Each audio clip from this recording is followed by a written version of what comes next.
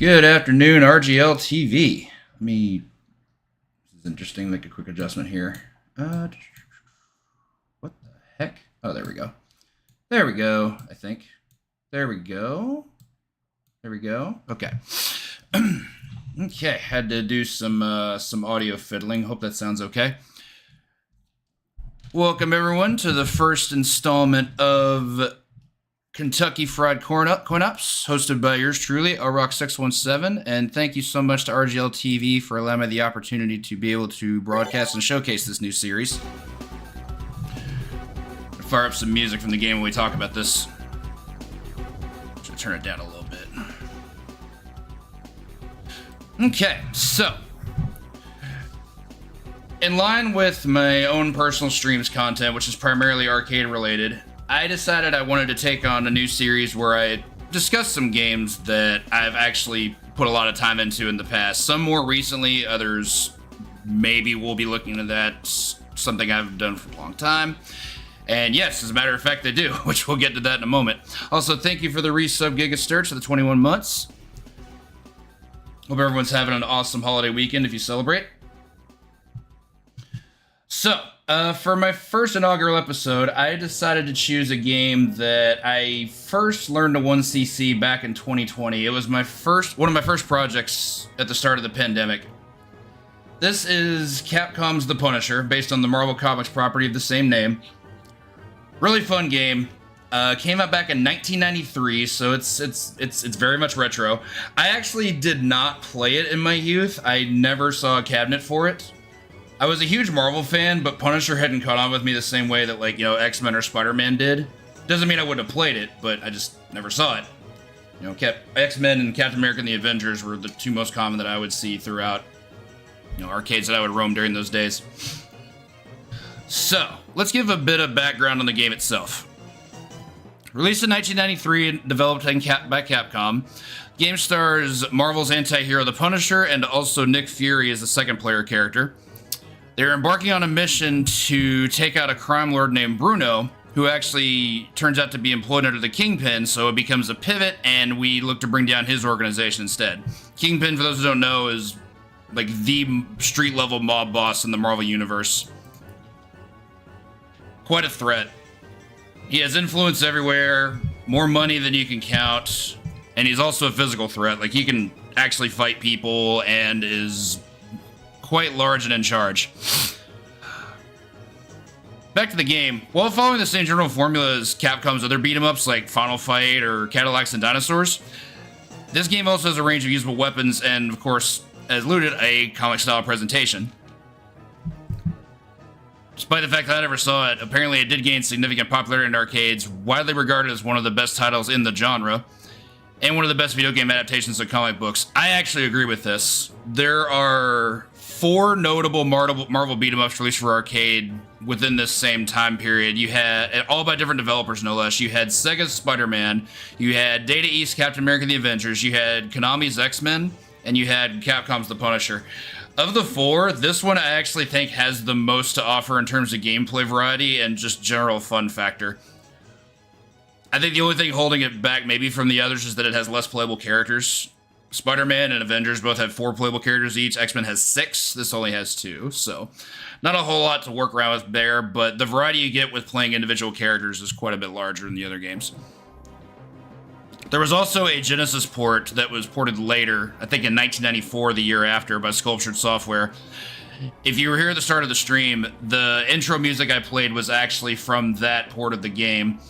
I actually like the Genesis version quite a bit, but I think each stands on its own. Like, I can play the arcade version and think it doesn't play like the Genesis version and vice versa. Genesis version is also quite a bit longer, but that's beside the point.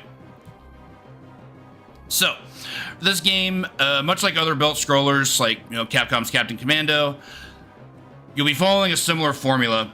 We'll just engage ordinary foes, bosses, and as in most brawlers of the time, progression in the game is achieved by systematically dispatching all varieties of henchmen to proceed onward to either the left or the right, defeating ringleaders when the player encounters a boss at the end of each level.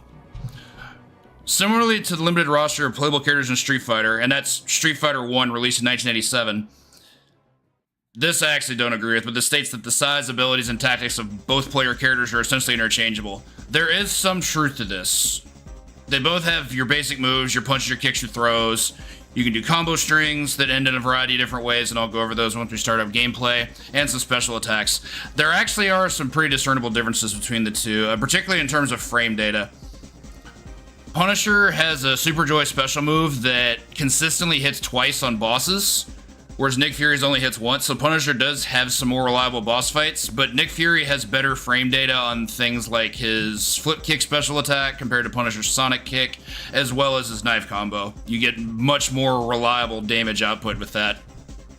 Personally, I think overall it makes Nick Fury the better character, though it is possible that a Punisher run may be faster overall. I think the world record time between the two is pretty close. In fact, I can take a quick look to determine.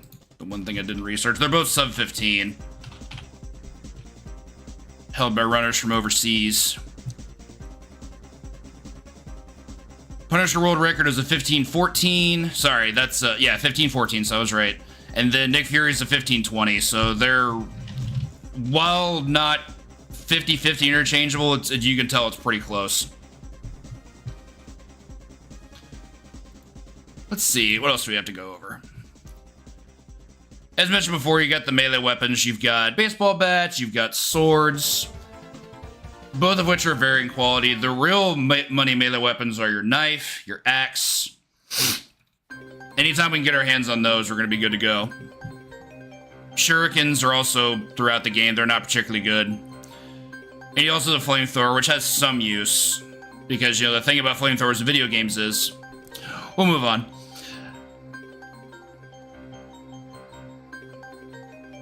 Weapons do have a station durability. Like, you can only get so many uses out of them. This makes more sense with armed weapons like an M16 or an Ingram, which has ammo. But for something like a baseball bat or a sword, it's just, I guess, just used until then. Just until it wears out. This is also has one unique thing among beat-em-ups that I've not seen. There are sections of the game where we'll be shielding gun-wielding enemies that appear. When this happens, the game is scripted to allow us to be able to use a handgun in those segments. We're still in belt scroller mode, but we have really powerful zoning. You can actually see Punisher doing that a little bit on the right side. Of course, it disappeared as soon as I started talking about it, but them's the breaks. You can see on the right side of the screen, we have the attract mode. A little bit of the first stage there. But yeah, the gun, basic handgun, when you get to use it, is very, very powerful, and it's necessary. There are even some sequences where you can keep certain enemies alive for a lot longer to try to get the most out of the gun against other segments enemies. It's pretty useful. Let's talk a little bit about the story. I mentioned that we'd be taking on the Kingpin, but we'll go from the beginning. So it tells a little bit about the Punisher's origin, which for those who don't know, he is a retired Navy SEAL who essentially has it out for all things crime. And it's not like a Batman or a Spider-Man who wants to just put an end to crime by putting villains in jail. Punisher is pure vengeance. He enacts brutal, murderous slaughter against anyone who would do wrong. Reason being, his family was gunned down by the mob. I believe it was because they could have been witnesses to a mob crime in the park. And they were gunned down during a picnic. Horrible thing to have happen. So, the mob enacted their will. And then to avenge them, that's when Frank becomes the Punisher. With the, really goofy looking costume he has there. That costume is incredibly 1970s, and I don't think lasted at all beyond the 90s. He kept the skull imagery, but not much else. I think he switched over to like a black leather trench coat around like the early 2000s, I want to say, maybe even earlier than that. Anyway, so we'll be starting off in a illegal casino, streets of NYC. Punisher and Fury barge in, searching for a mafia enforcer by the name of Bruno Costa. He's the one that ordered the killing of Castle's family. The chase ends with a fight against Scully. He's going to be our first boss. After the interrogation, we then track Bruno to Castle, I think it's Penta Verde in Florida. Once cornered, it turns out he actually gets brutalized by a giant guard droid sent by the Kingpin, stolen by Doctor Doom. So there's your Marvel Universe crossover. Once the guard droid's down, we are then given the information that now we know it's the Kingpin. We have to go assault him. So back to New York City, and we just work our way through 4 more levels through there. It's a 6-level game. Pretty short by some standards. Around this time, I was used to seeing, like, I don't know, anywhere around, like, 8 stages for beat-em-ups. But the stages are sequenced pretty well. Like, there's a lot going on in each particular stage. Except for the first stage. First stage, you can finish in under a minute. Right.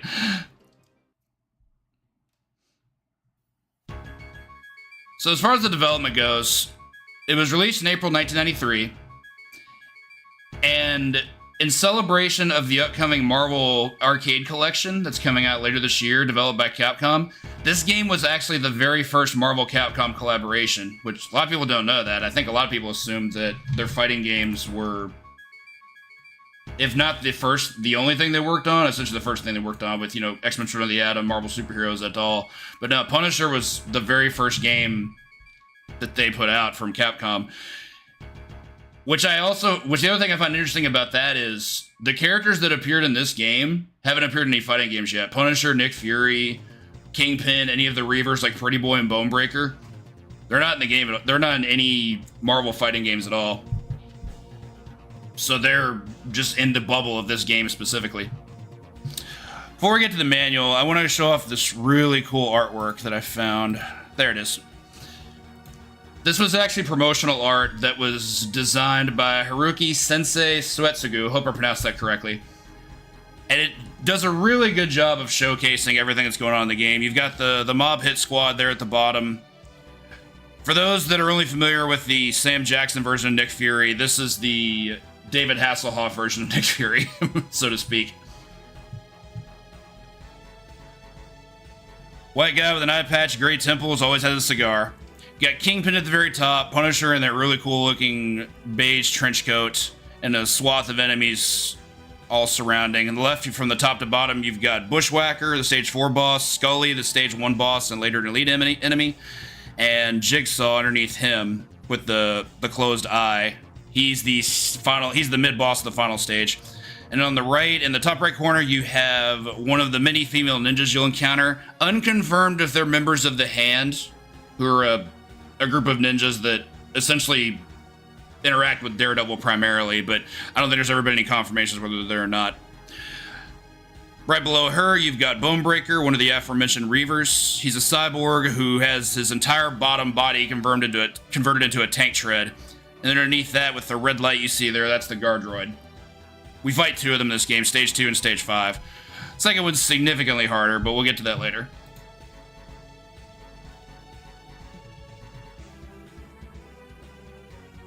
Upon its release, it was hailed as one of the most popular games at the time. I don't have a specific memory of 1993 in arcades, so it's entirely possible that's true. The big releases I call from that year were Mortal Kombat 2 for sure, but that was only big in the United States, whereas Punisher, being a Capcom title, of course, got a Japanese release. The other one being Super Street Fighter 2: The New Challengers, which was the first Street Fighter game on the CPS2 hardware. Speaking of, this game was on a piece of hardware that bridged the gap between CPS 1 and 2. It was called CPS 1.5, which is also known as CPS Dash. I believe only 5 games were created using Dash, so not widely utilized, but they are all available on the CPS 2 Darksoft mod, which I actually have a board of and can run through a super gun. It's really nice. It's really cool. But I don't know. I like this game. I like talking about it. As you can see by the gameplay, if you've ever seen a Final Fight style title, this is probably about what you'd expect. And not really much else to say about that. Between the 2 characters you have, each is assigned to a specific controller input. Punisher is assigned to player 1, Fury is assigned to player 2. So if you're playing as Punisher, or if you want to play as Punisher, you have to use the player 1 side. It's kind of like how in TMNT, each turtle is assigned to one of the 4 slots on a 4-player cabinet. Same thing here, except you can only have a 2-player cabinet here. So, with that out of the way about the game, let's go ahead and have a look at some of the artwork, shall we? Start with the manual. I've got my cursor capture so y'all can see what I'm doing here. Not much to see in the manual here specifically. It's just defines the hardware. Lists everything you need to do to make sure it stays in good condition, don't block the ventilation, don't give the board too much shock, etc. Shows all the connectors. Of course, your 8-way lever. It's only a 2-button game, like most Capcom beat-em-ups of the time. Jump and attack. Get a number of inputs that utilize both, though. Sorry, I'm vibing. This is one of my favorite music tracks in the game. This is the Stage 4 theme. It's for the train. It's really good. Some dip switches. You got your standard stuff, monitor flip, demo sounds, game difficulty. I only play on default. I haven't... Maybe one day I'll try some of the harder stuff, but I have a lot of fun with the game on the default difficulty. Because why not? If you ever find a cabinet in the wild, just sit down and play it. Shows you how to mount the board. Got the game title sticker there. I love the fact that Capcom did this. On their CPS boards, they actually utilize stickers to signify what the game was. It was a really cool way of labeling it. I have some Konami boards as well, and they don't really do that. They have like some small little label stickers that go on there. Can't really, but like, I mean, obviously if you need to research it, you can see what's there, but it just doesn't stand out the same way that Capcom did. I was always appreciative of that.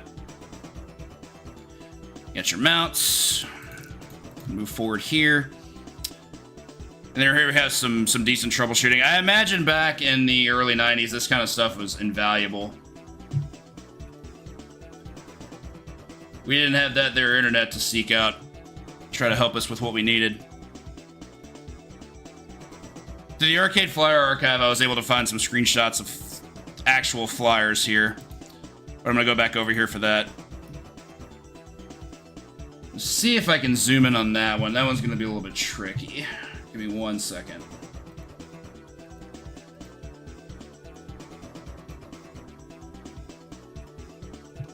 Okay. We got a lot of negative space here. We'll zoom this one in.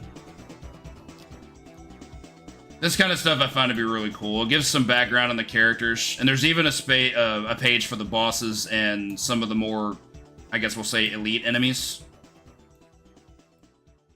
I know it's not resizing right now. I'm doing it off grid. We'll show in a second.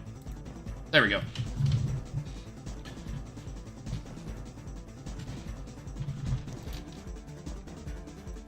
Song's also a banger. Okay. So our two characters. Got the Punisher. Frank Castle being his real name, ex-lieutenant in the... It's so weird how it goes back and forth. Here it says he's in the Marine, or was in the Marines. I believe there are some instances of lore that indicate he was a former Navy SEAL. Regardless, he's military and he knows how to take somebody out. That's really the only part that matters.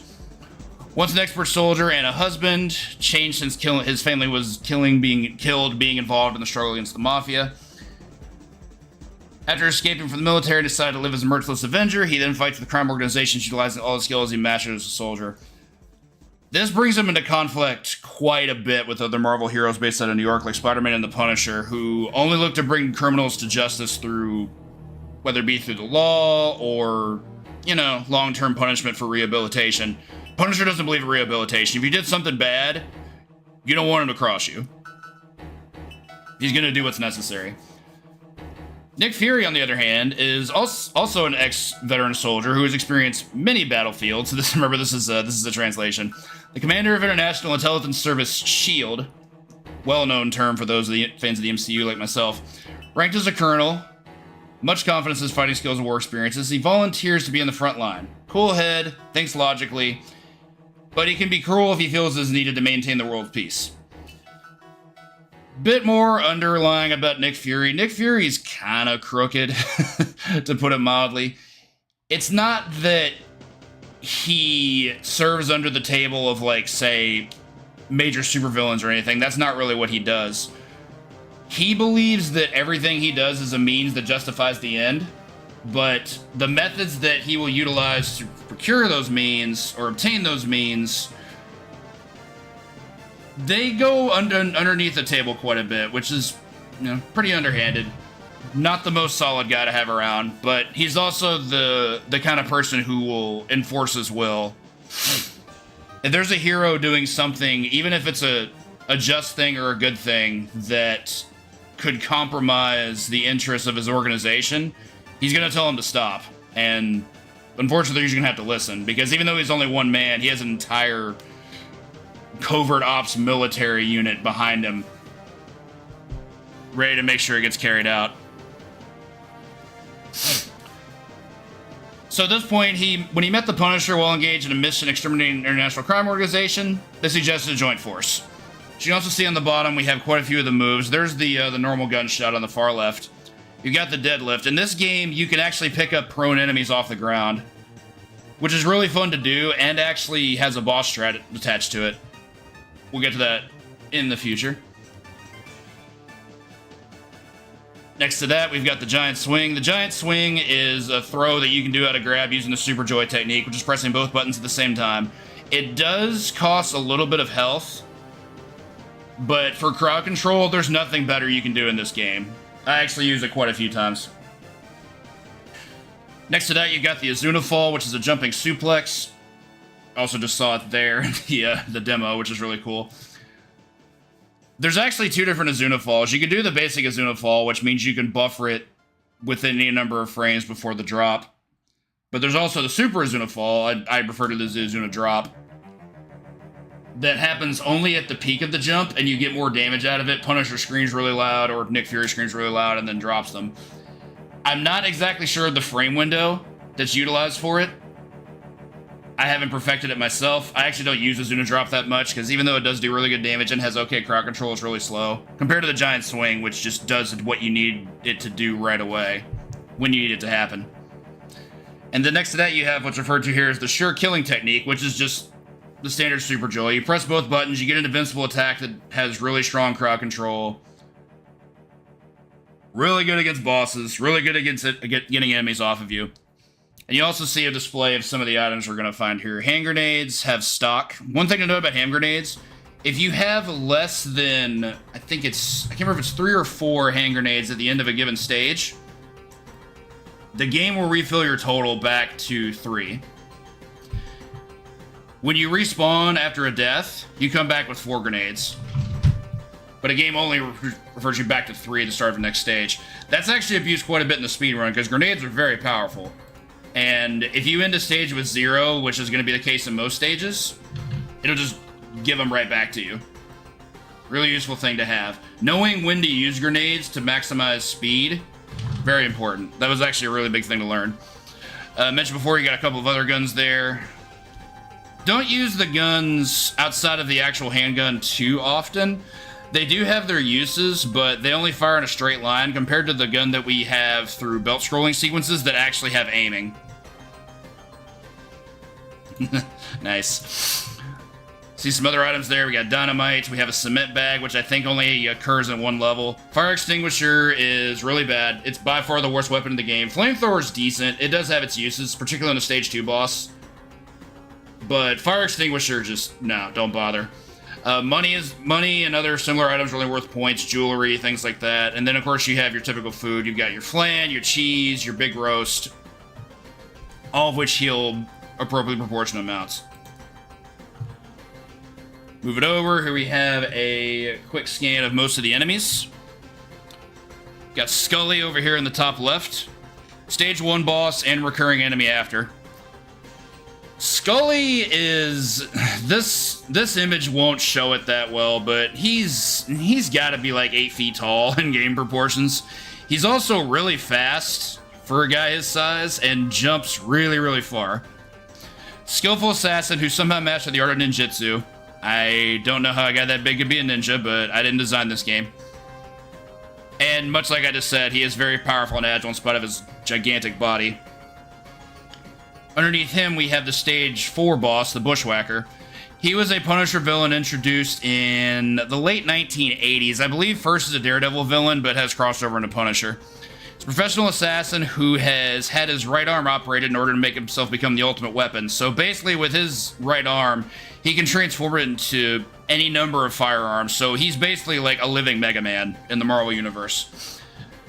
The weapon you see out of him most in the boss fight, I believe, is a rocket launcher, which is a threat. You do have to play around that. You don't want to get hit by rockets. You don't want to get anti-air'd by rockets. It's all bad.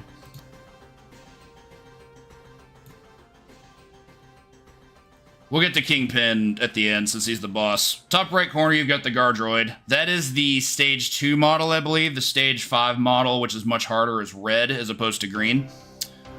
As mentioned before, this robot was originally made by Dr. Doom and was a guard at the Palace of Latveria, but Kingpin stole it and reconstructed it and equipped it with the laser cannon on top of its head. And it's essentially as powerful as a giant heavyweight tank, but a lot more mobile. It can, like, actually dash on the ground. Like, I don't know if it has jet propulsion in its boots, but it's definitely perceived as a threat. Underneath him, we have Bonebreaker. I love the little bang flag on his finger, by the way. That's a nice, cheesy touch. This is actually an X-Men crossover villain. For those unaware, there is a group of cyborgs who I don't think they're mutants as well, but definitely, like, you know, half people, half robot, called the Reavers, who I believe are based out of Australia. They include members like Donald Pierce, Lady Deathstrike. Lots of interaction with Wolverine over the years. Donald Pierce has even been a member of the Hellfire Club. Bonebreaker is another member of the Reavers who, as you can see, has swapped out his entire lower body with tank tread. He's a Stage 3 boss in this game, and as a principal member of the Reavers, he's very cruel, and also volunteered to be, as mentioned, equipped with a huge engine and heavy weapons for his part of the lower body. Also known as a moving powder magazine. Take that for what you will. He's a pretty annoying boss. Grenades make it quite a bit easier, but there's a lot of RNG to it, and watching it play out is honestly one of the more dynamic parts of the run. Finally, in the center, we have our big bad, Wilson Fisk, aka the Kingpin. Originally a Spider-Man villain, he's more or less primarily a Daredevil villain these days, but Punisher certainly has interactions with him, as well as Elektra and probably Blade and some other street-level villains in the Marvel Max universe. Real name Wilson Fisk. He's the leader of all crime organizations in the States, especially in Newark. That's the translation. He has a fighting style based on sumo wrestling, completely understandable. I mean, look at him, he's huge. Carries the cane, has a lot, and even though he looks like he's, you know, primarily girth-based, he actually has a pretty good amount of muscle. Like, he's trained himself pretty well to be able to handle everything he has. Like, he's very agile for a guy his size. Can crush rocks, tear iron into pieces. And of course, he's also got his walking stick, which has some concealed weapons in it as well as under his tie pin. Oh, Kingpin. Of note, Kingpin is a not final boss, but a boss in Sega Spider-Man, and I actually think he's harder in that game than he is in this game, but that's more on the game's mechanics than anything else. That's a history and a look at the game itself. As far as my history goes, I mentioned it once already, but I originally learned the 1cc for this game back at the beginning of 2020. It was one of my first post-pandemic projects. I first learned it with Nick Fury, and then immediately wanted to do it with Punisher because I had so much fun playing through the game the first time that I just wanted to keep playing it. My initial runs were not very fast. I wasn't doing it for speed. I wanted to do it for completion, so survival was the key aspect there. My times for both characters was a little bit under 40 minutes, we'll say. As it turns out, with even the most simple of speed strats, you can get this game to under 25 minutes, and my current PP with both characters is a sub 21. Really happy with that. I decided I wanted to learn it when I got back from SGDQ 2024 this year because of the announcement of the Marvel Collection. I was like, you know, I had a lot of fun with this game, but I don't know what else I wanted to do with it. I thought about learning the 1cc for the Japanese version, which actually is easier. It's a worse speedrun because the move that you gain is actually detrimental to speed. It is powerful in terms of damage, but it's actually worse in context of movement. Weird as that may sound. So I decided to learn to speedrun it. Learned all the sequencing, did all the save state practice, had a lot of fun with it on my stream. At this point, it's been a couple weeks since I played it, since I've been working on other projects, but it was definitely one of the games that inspired me to want to do this series. Like, a big reason I wanted to look into doing something like Kentucky Fried Corn Ops was to revisit games that I haven't touched in a while, because I'm kind of at the point where I, like, if I want to play games, I want to be able to be consistent at them if I can, and this game was a big leap for that. As mentioned, having not learned the speedrun initially like I did with a game like Haunted Castle, I just decided I wanted to do it. It just gave another reason to showcase. We'll probably be seeing it in some upcoming events. Stay tuned for that. But anyway, that's going to conclude the history of the game. For those that haven't played it, you'll get the chance to a little bit later this year. As mentioned, the Marvel Fighting Collection just had its release date announced for later this month for digital. That being for PC, PS4, and Switch. Don't recall if it's... and probably PS5 as well. Don't know about other consoles. And then the physical release is coming out in November. I believe those were only confirmed for this week. September 12th for the digital release date, so that's a week from Thursday. And then the physical version will be released November 22nd. Also in the beginning, one of each. That is the Friday before Thanksgiving. Should be a good time. This, of note, is the only game on that collection that's not a fighting game. But it's included because it's an arcade game, and as mentioned, it was the first Marvel Capcom collaboration game. There were even some that weren't fighting games that came later, like the Super NES games, X-Men Mutant Apocalypse, and Marvel Superheroes War of the Gems. Also Marvel Capcom collaborations, and I believe Mutant Apocalypse was the second. It was released not long before Children of the Atom, which was the first Marvel Capcom fighting game crossover.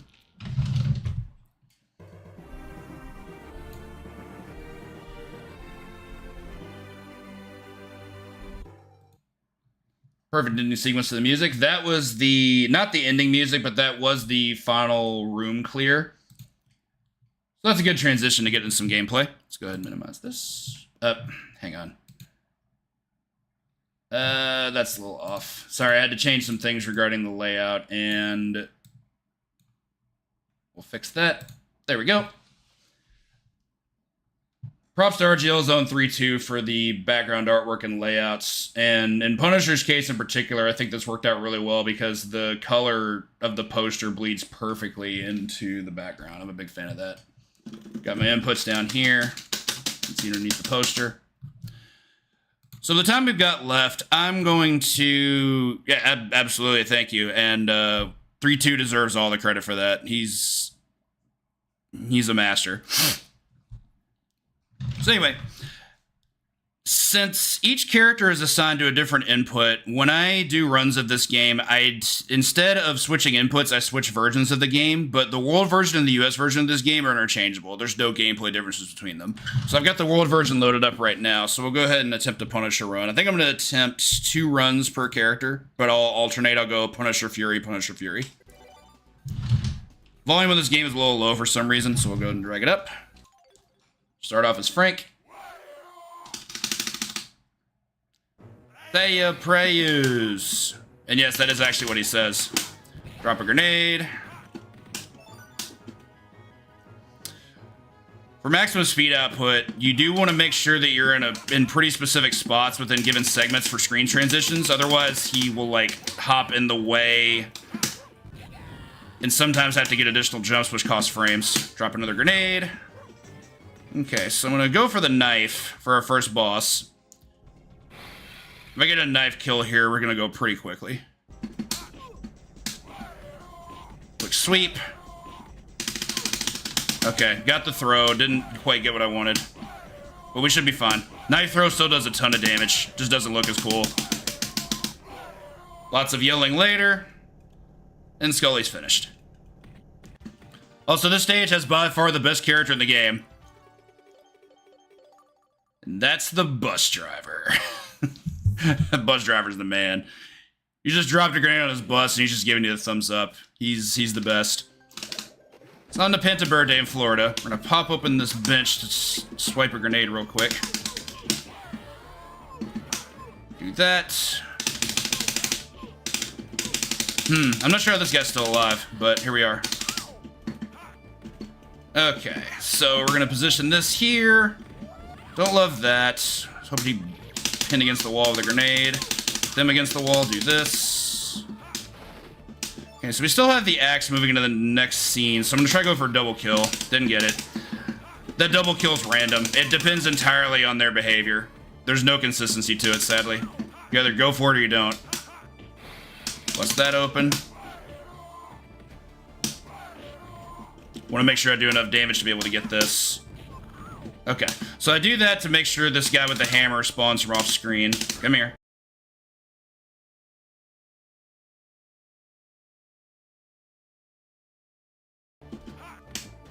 Swap out the hammer for the flamethrower.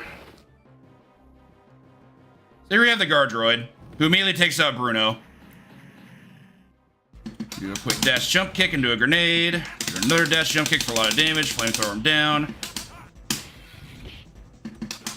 And then try to do that to finish the fight.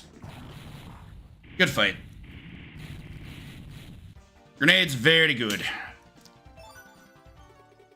The first two stages are generally over pretty quickly. Now we know Kingpin's behind it. We're going to head back to the waterfront. I'm just going to open with a gun segment here. I already saw a couple of those. The goal I have here is in order to encounter Gus, I want to make sure I can hang on to the gun for as long as I can, which means any of these other enemies with guns like the Trench and the Jax, I want to make sure, or at least do my best to make sure that they're going to be around for the long haul. So I want to make sure I can take Gus out with a gun. Fighting Gus with fists is not optimal at all.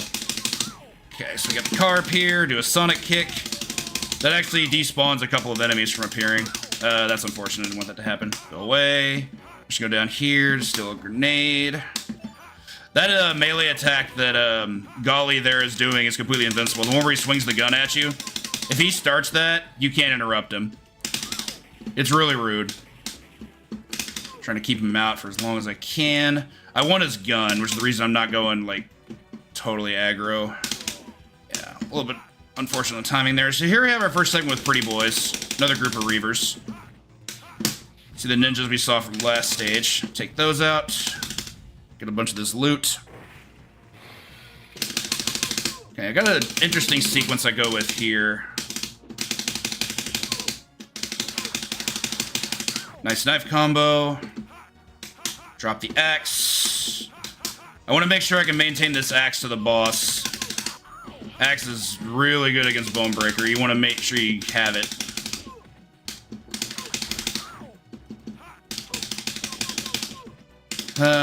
Leave it to Lamp to be a wise guy. Okay, got the axe. Full health. On to Bonebreaker.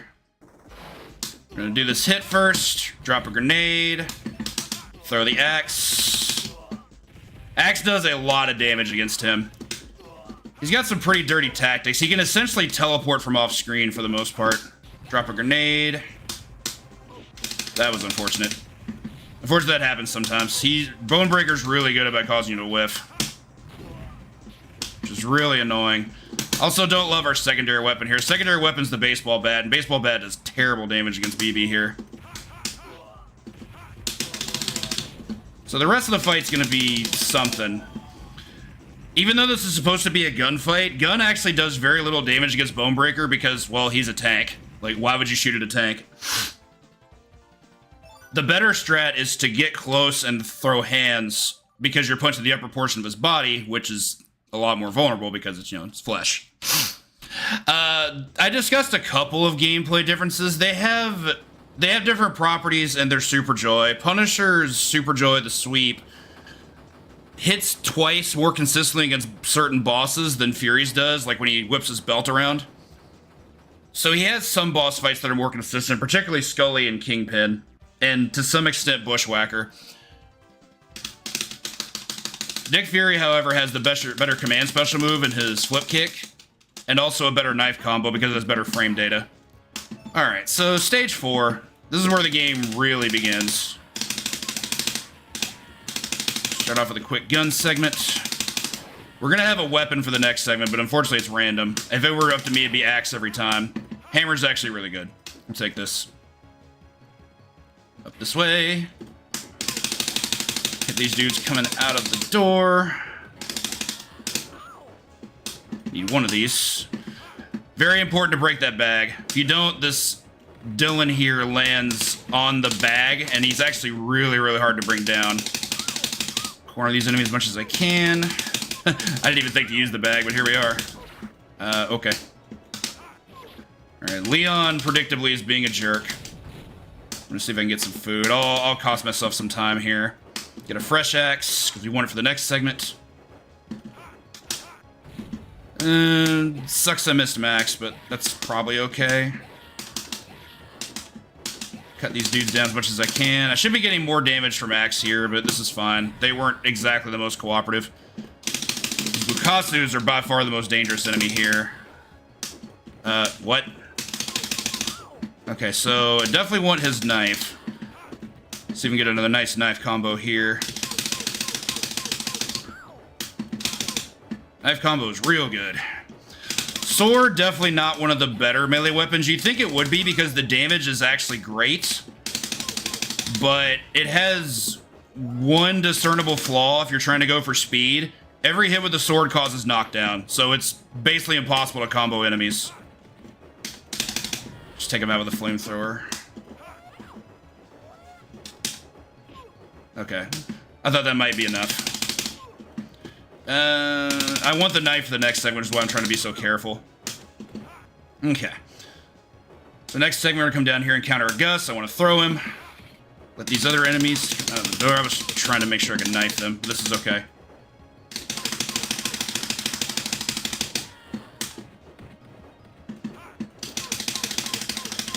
I want to have one knife for the next segment. That was actually really good. Like, I have perfect health, and that's really good to have for Bushwhacker. At the start of this fight, I want to try and go with a knife combo. And just pummel him against the wall with this. I got out. Okay. Missed on the jump kick. You can actually keep him pinned there for a good bit with that jump kick. Just do neutral and just fall right on top of him. Like so. This fight's actually really dangerous with the amount of goons you have to encounter.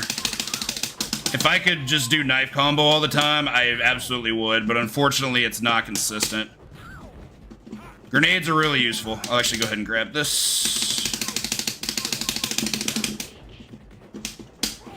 See if I can keep him pinned over here. Nope. We're fine. There we go. Stop the wake up. That fight's actually really scary if things fall out of hand. You can set up any number of really cool weapon strats with that fight, and they can completely derail them with you just because they decide to touch you. Also, at 1.8 million points, you get an extend, so we just got an extra life. Okay, so we're in our underground, and somehow 3 goons with pistols are able to break through 3 feet of concrete. Don't ask how the science of that works. I don't have the answer. Maybe they had some C4, I don't know. Quick gun segment here to start off stage 5. I want to keep the guys with guns alive as long as I can. What? I didn't even see the bullets. That was weird. Anyway. Okay. Gotta trigger this guy for a segment.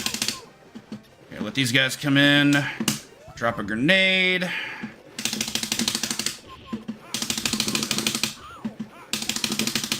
This should have gone a little bit differently, but this isn't the end of the world. I do need that guy's axe, though. Thank you. Oh, wait. This has a grenade, right? No. I'm thinking of something different. Never mind. Anyway. Move on here. Snag this. Hit you again.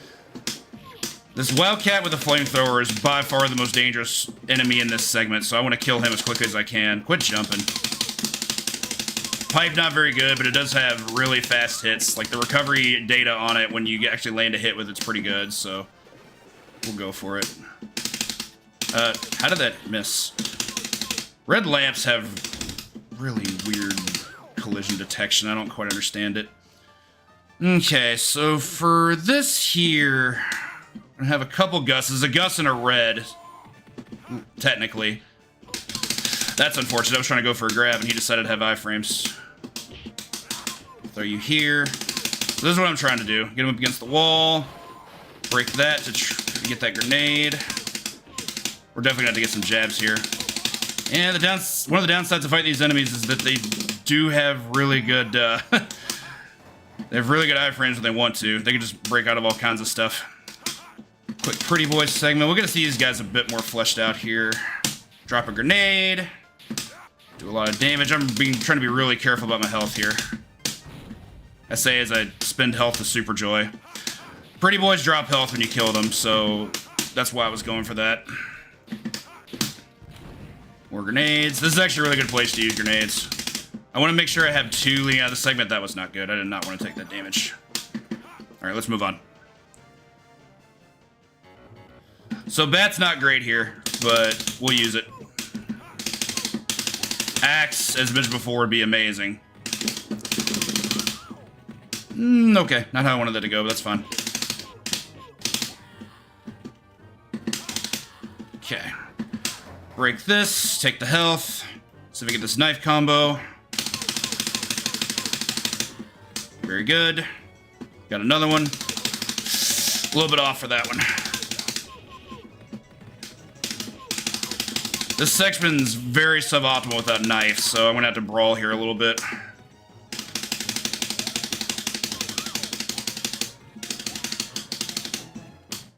See if I can just take him out. Ian Lee's a jerk. He has so much health. He can also flip out of throws. Like, he can turn into a problem very quickly if he wants to. Okay, so for this gun segment, what I prefer to do is try to get every enemy on one side of me. I don't want anybody sneaking up on me. Don't love my health, but I think we'll be okay. I think there is one more health up, maybe. Break those, break those. Break this just for sake of time. Get one more grenade. This sequence is a little bit tricky. Only got 2, unfortunate. At least I got the blue one. Didn't want to break that. That could be a problem. What I prefer to want to do there is take this barrel with me so I can carry the wall meat to the boss fight. Let you do a lot more things in the boss fight that can lead towards optimization. It also gives you the option of Super Joys in the boss fight, whereas now I don't have that. So Guard Droid 2 is significantly harder than the first one. We don't really get to utilize grenades in the same way we did the first time around. Let me go. Had to do it. So we also want to keep gun as long as we can, which means these idiots need to stay alive for as long as I can allow. Okay, so it didn't happen. That's fine.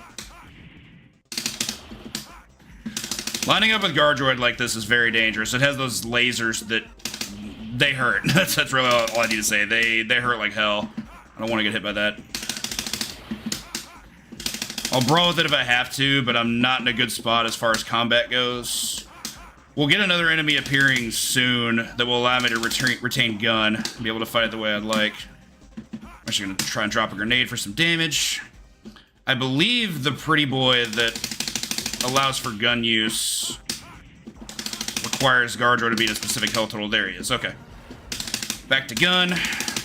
Goal here is we want to try to line up with it in a way that we can shoot the droid, but not what's trying to protect him. Leave me alone. Shouldn't be in the way. I should not have done that. It was my choice. It was a bad one. Game punished me correctly for that one. Okay. Reasonable enough. I really don't like doing that fight without the additional health up because you can actually get some really good reps with Super Joys against him. But dropped an input. It happens. Still deathless going to the last stage. So we're not in a bad spot. The final punishment's definitely correct. This is by far the longest stage in the game. There's a lot we have to do. The game's going to throw everything it can at us at this point. We have 2 different boss fights. 3, arguably, if you count the first time we encounter Scully since the first stage.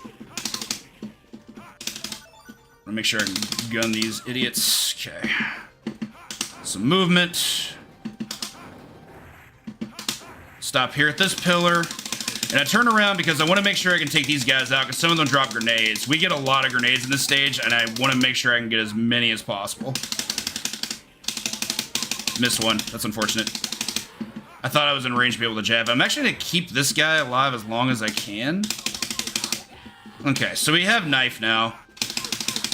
This segment's actually very dangerous. I had a really good start with it.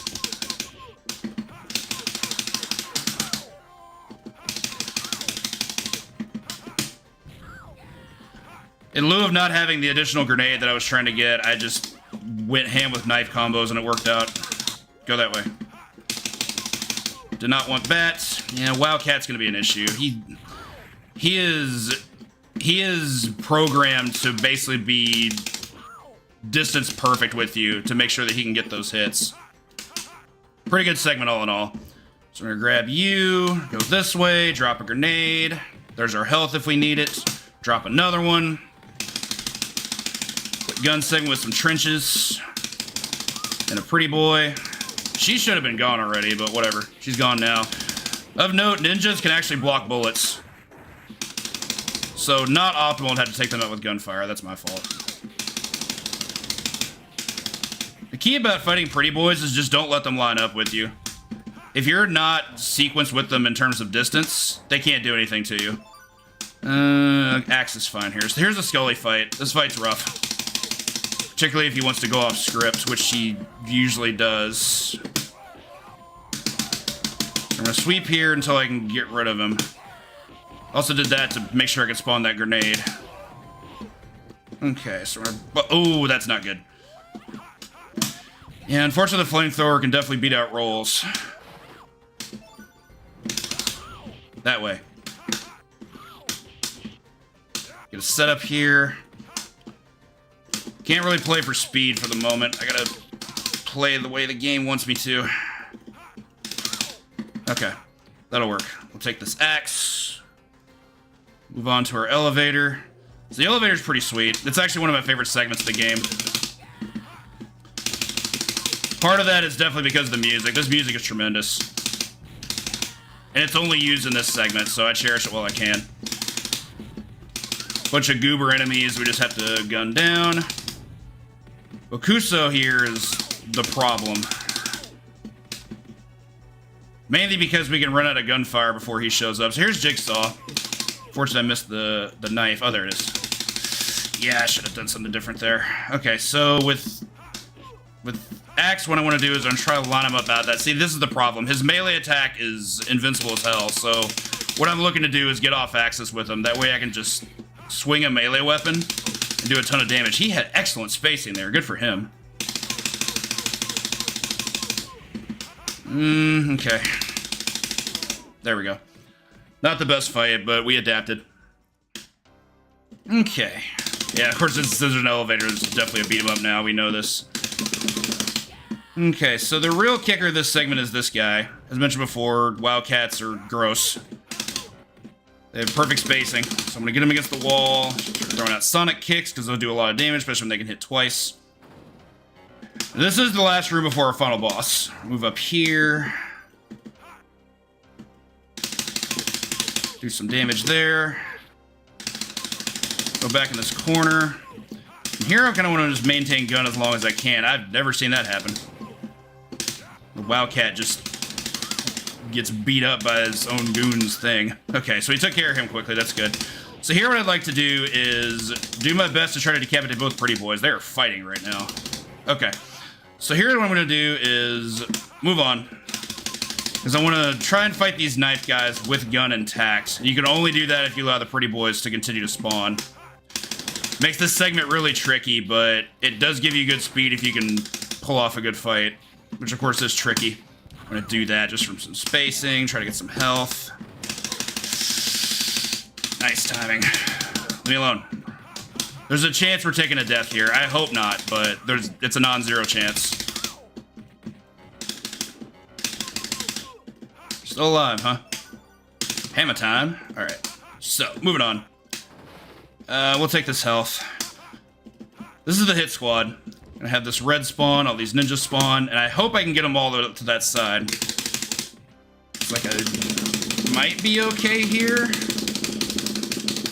Yeah, I figured that happened. Don't love the fact I don't have any grenades. You can kind of get some from that guy, but getting out of this is tricky. Like, I'd rather just have the wall strat if I can help it. Reason being, grenades are really, really good in the Kingpin fight, which we are deathless, which is awesome. So on to Fisk, who has a very large sprite, as you can tell. A couple different strats we can do here. I'm going to go for the fastest possible because I am still deathless. Which means put him against the wall.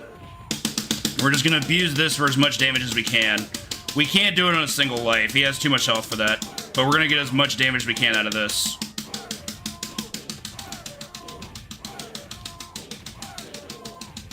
Eventually, once we get down low enough, we will be having to eat a death. Just like so. That's fine. Now we have grenades. Grenades do a lot of damage.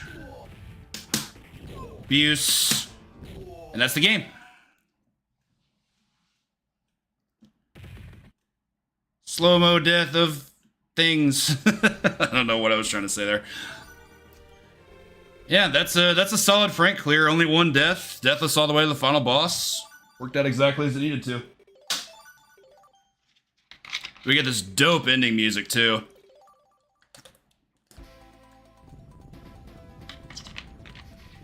This is up there with my favorite Capcom ending themes. Yeah, Super Joy, Punishers in particular, is incredibly high damage because on bosses you get as many as 2 hits. It's very strong, for sure.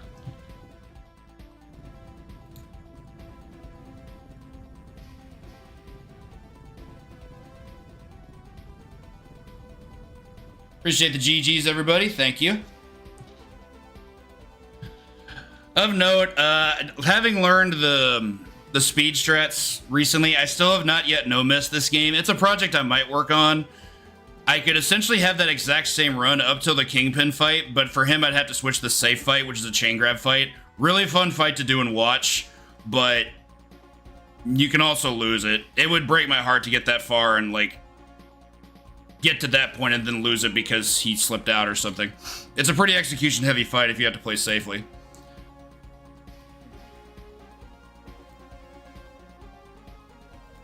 Mm.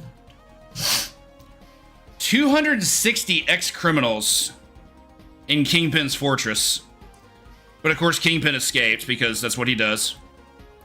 Love this sequence of all the enemies just running in. Some of which I don't think we actually see in the game itself. See if I can point one out.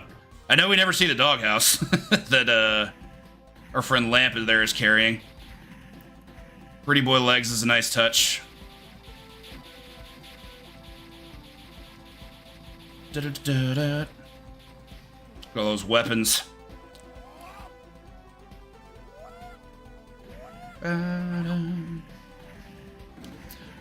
We're still gonna keep going. I got a Nick Fury run to do. Figures the actual final boss are knife guys. Knife guys are by far the most threatening enemy in this game, in case you didn't see that from them. Ordinarily, I punch in my numbers here, but today's a different day. Once again, thanks everyone for the GGs. Nice little sunset shot of New York there, too. I like that. 5.2 million. All right, let's go ahead and fire up the US version.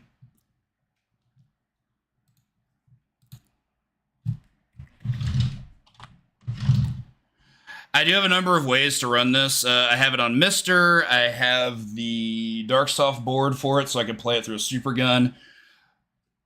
But this is the easiest to be able to showcase for you all today, is just playing it on good old MAME. Pump the volume up a little bit. Okay, so if you're a Fury run, we'll see a few things different. There's not as much dialogue, because this isn't Fury's story, he just happens to be here. Drop a grenade, same as before. Punch the chair, because why not? Dash past all this.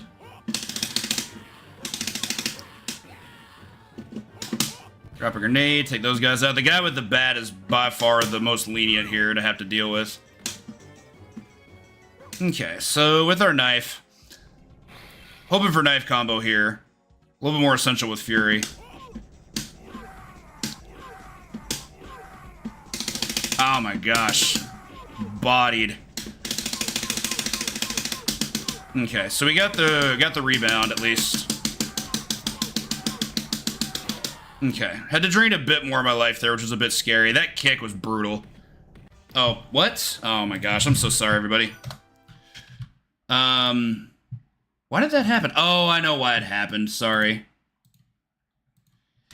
Since I had to switch versions, it didn't capture the match title, but we'll go again.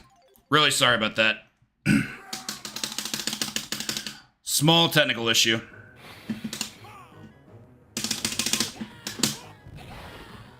First stage until the boss is essentially the same we saw with Punisher.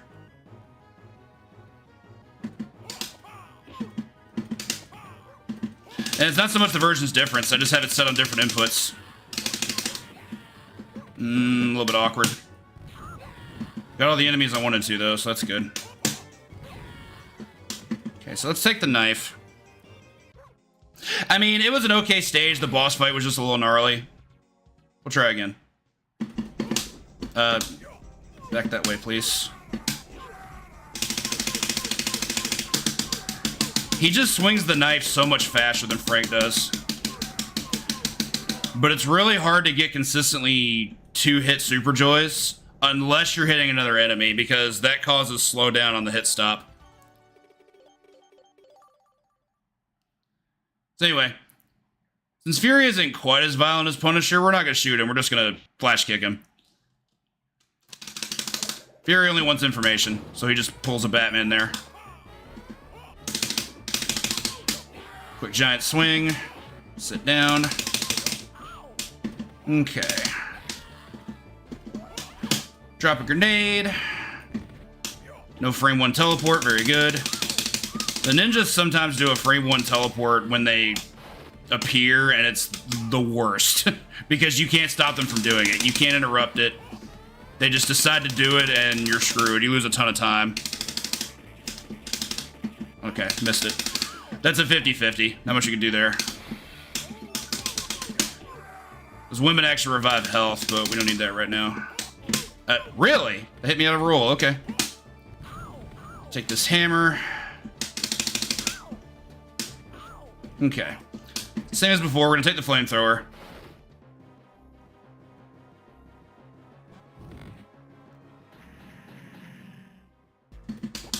Oh my god, bad RNG, I hate it. If he decides to, if he decides to dash there, you have no recourse. You have to play, you're instantly forced to play by his rules, and it's the worst. I already don't like this.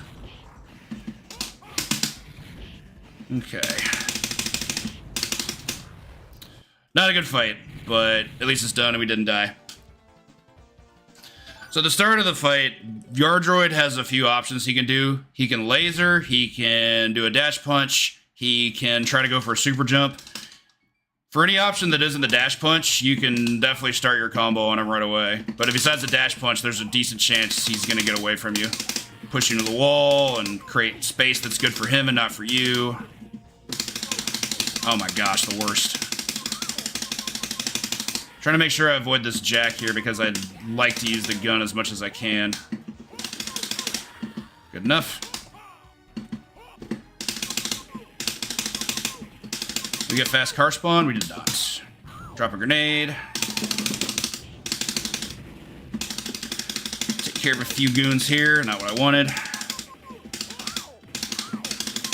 Yeah, when they do that, it gets kind of ridiculous. They can, like, surround you and whatnot. You can turn hectic really quickly. The guys with firearms do have really good melee, it turns out. Okay. Take the Sim-16. If we get a similar sequence did before. Drop a nade. Okay, so Pretty Boy didn't cooperate here. We'll just deal. Because you gotta have a player too.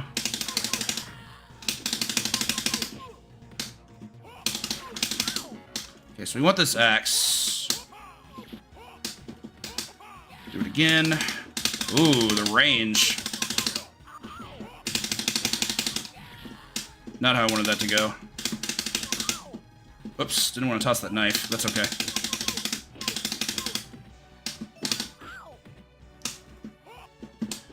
So that you missed the Punisher run. We just completed that. We'll do another one. You do this. Drop a nade. Throw the axe, retrieve the axe, hit him again. That's a 50-50. He can choose to teleport to the top or the bottom. I always push for the bottom because, you know, sometimes you just have to flip a coin. Not much you can do about it. Okay, so hammer's actually pretty good. I'm actually really happy that missed me. That tread does a ton of damage. Okay, leave me alone. Yeah, ordinarily these guys would be gone by now, but the lack of cooperation here is rough. Okay, so Hammer has some issues there. That sucks. I did not want to die. Lots of uncooperation there. That's awful. We can still finish this, but I'm pretty unhappy about that. So ordinarily, when you drop the grenade, one of those jacks should be gone. And they just weren't. And they get to troll you with bullets from there. Oh well. Even with a deficit of a death, we can still finish here. There's a chance I may reset if I eat a death in like stage 4, which is entirely possible. I skipped the bonus stage entirely because we don't need the points. 1.8 million points happens by the end of stage 4, and I have no problem putting in the run on whatever the heck I have left. Very unfortunate death, though, but that shows how bad the Bonebreaker fight can be if the game just decides to play by its own rules.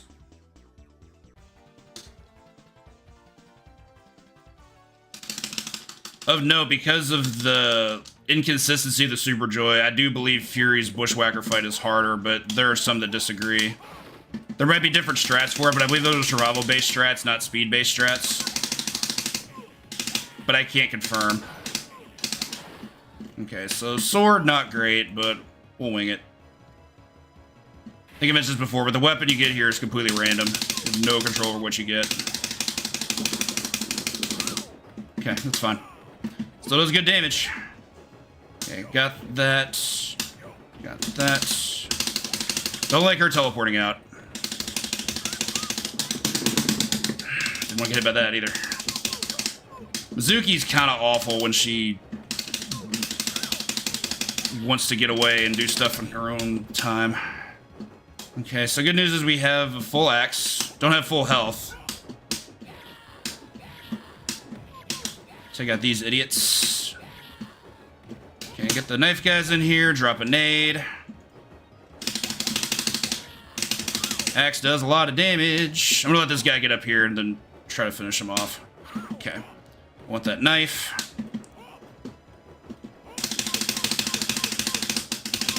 Sucks about the throw, but we're in there. Sit down.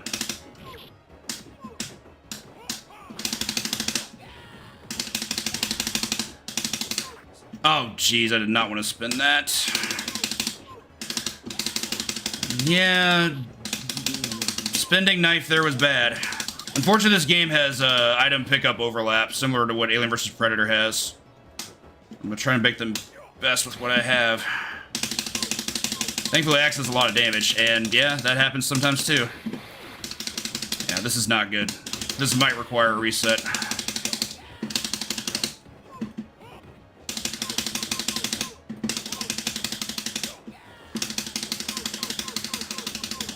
Should be one knife left, I think. I'm gonna have to find it, though.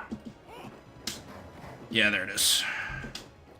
I'm not gonna grab the food just yet, but I do want to get this. This is gonna be tricky because I'm normally doing it from a starting position. Yep.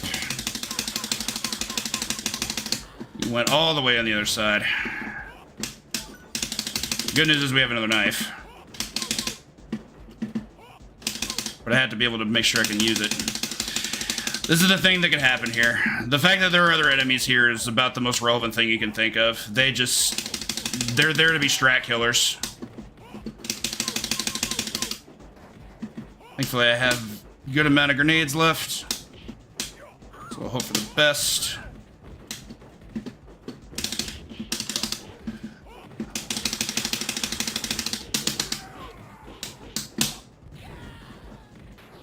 Don't like the fact you didn't get hit by that. We might be dead. Did not want that.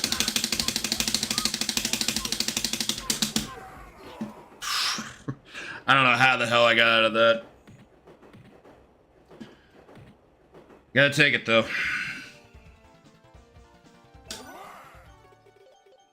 That noise signifies a extend, so we got our extra life back. Rough fight. Stage 4 is very much a gate in the speed run. A good stage 4 relies a lot on good enemy cooperation, and unfortunately that also includes the boss. Trying to optimize that stage, it sounds easier to just deal with having a lobotomy. Just kind of have to take it what you get. So I'll save 7 seconds sometimes. I'll lose 26 seconds another time, just because that stage just likes to get on its own you know what. Okay, so I didn't mention this before. We have a roll move, which you can see is quite useful. Get a lot of good movement out of that.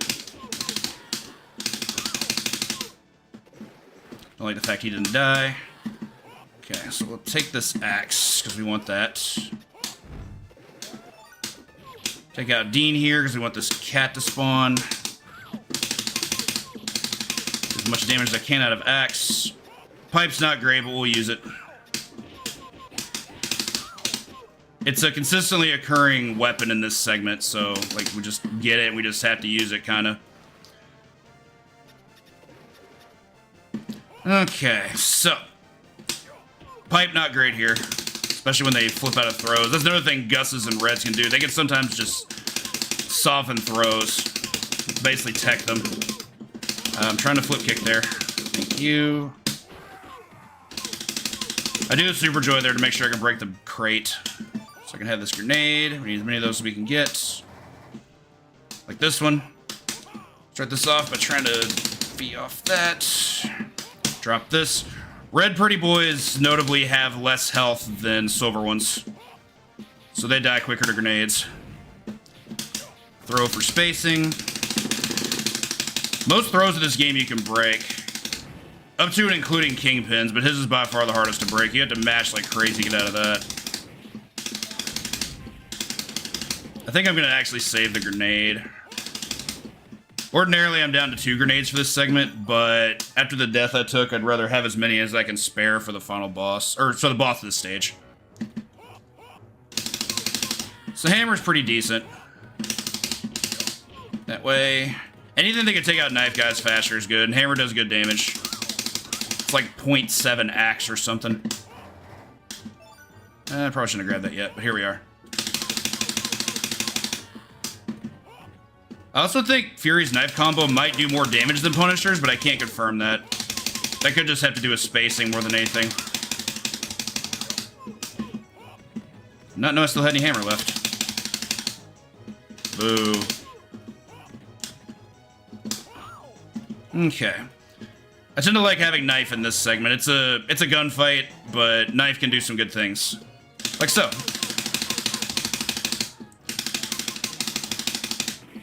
Boo. Good thing I saved that health.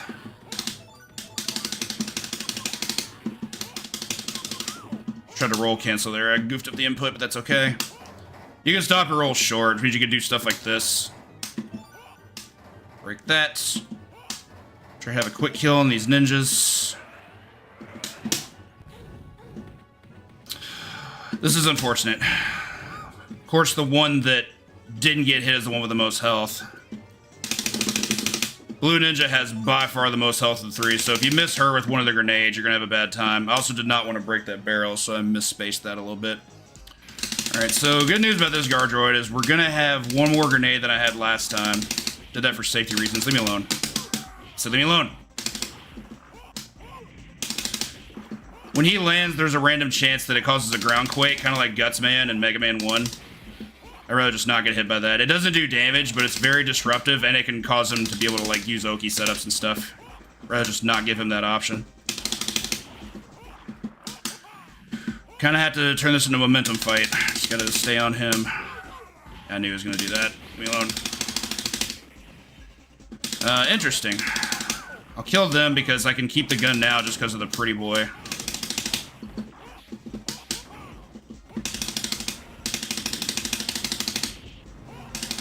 Can't believe I got away from that.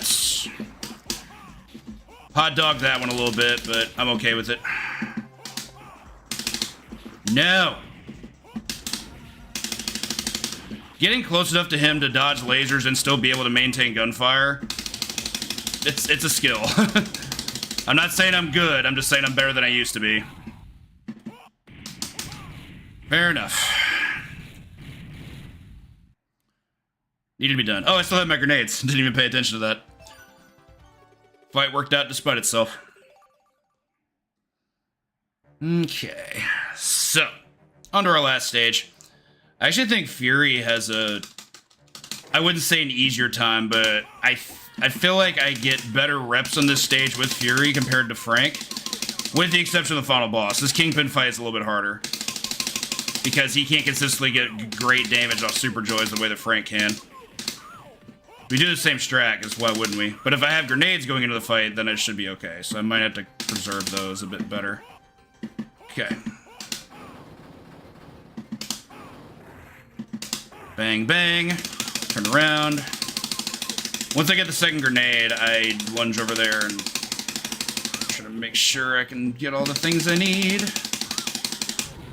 That is unfortunate.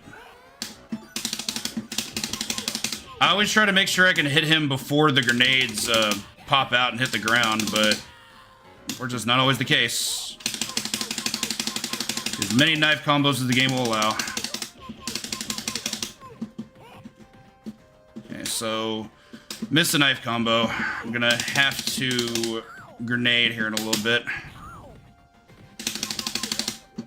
Sometimes you can block weapons from the other side, which is really weird. Leave me alone. Another grenade.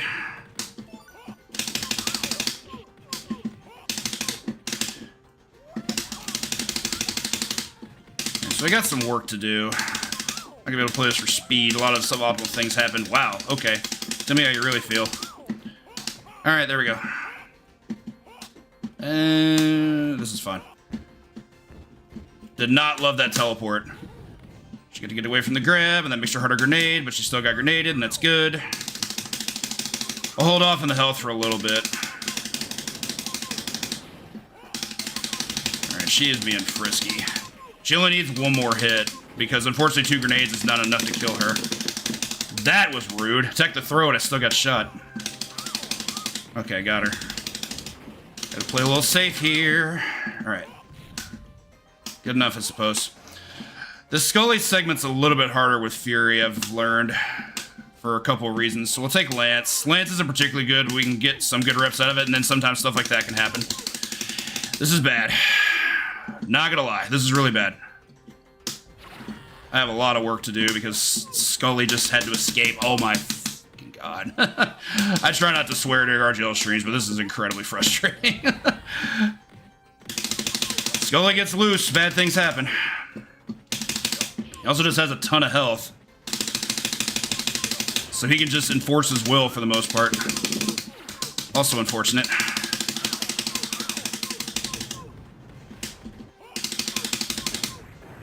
Alright, he's still alive, but not by much.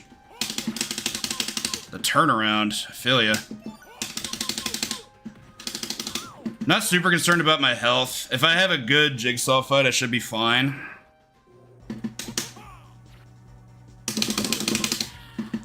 Try to take these guys out as quick as I can to make sure I can get gun as quickly as possible.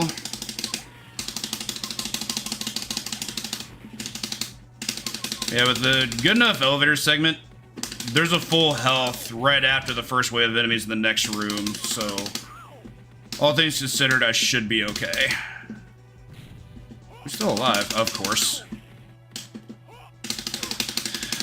Did not want that to trade in any universe or any lifetime. Yeah, this is bad. Okay, so things aren't going my way, that's for sure. Yeah, that's really bad. I might be dead. You can see Axe does a ton of damage when you can get the reps you want. Can't Super Joy either. Alright, so we're not in a good spot. I'm 1 ship damage away from death. Do this segment perfectly. That's a good start. Okay, do not want the flamethrower, but we'll be able to trade it out. Got a little trigger happy there. Okay, good enough.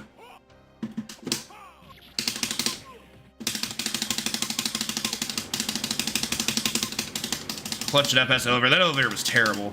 I got robbed. They tried to rob me in so many different ways. Get me away from that head. Thank you. Unfortunate. Fortunate to be expected sometime. Yeah, okay. And of course, Wildcat's getting loose, which is the worst. Okay, he's gone. I can't move on. Oh, Yan Lee's still here. That's why. Okay, so I still have one pretty boy alive. Oh my god, Yan Lee's a survivor. Look at him. I can't punch him! It kept prioritizing the gun. That was awful. Alright, this is also not good. Roll clincher here. Yep, they're gonna do stuff like that too. As expected. Alright, we might be in trouble here. In fact, there's a very, very good chance we're in a ton of trouble. I need a lot of things to go right here.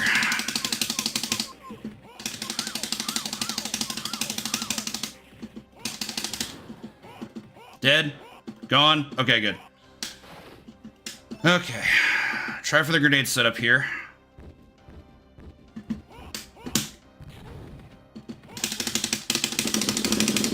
Good setup. Have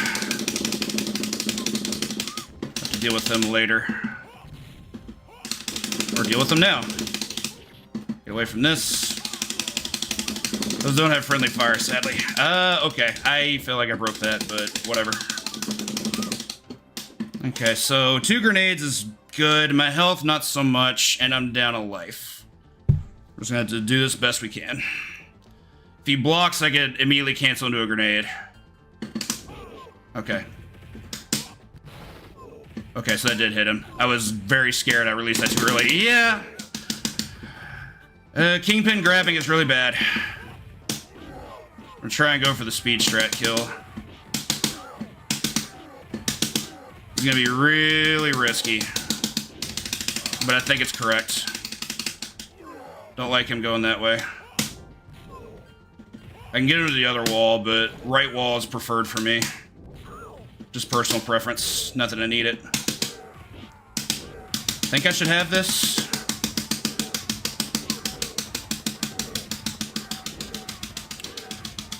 Oh, that was close. Good gracious. A lot more of a clutch run than the previous, but there it is. There's a Fury 1cc. Bleh.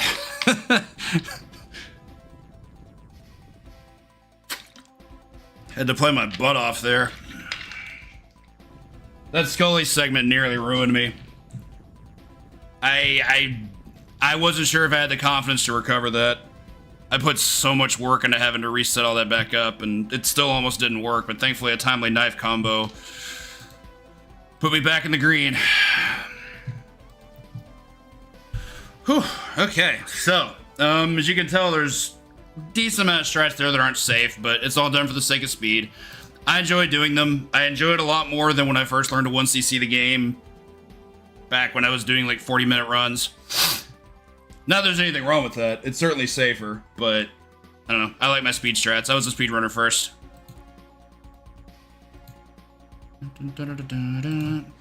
This last stage is really tough. There's just the game basically just throws everything at you all at once.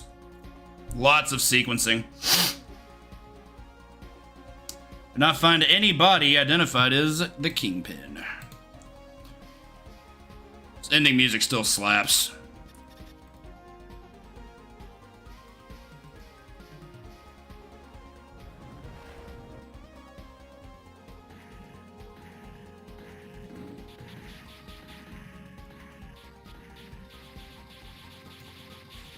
Whew.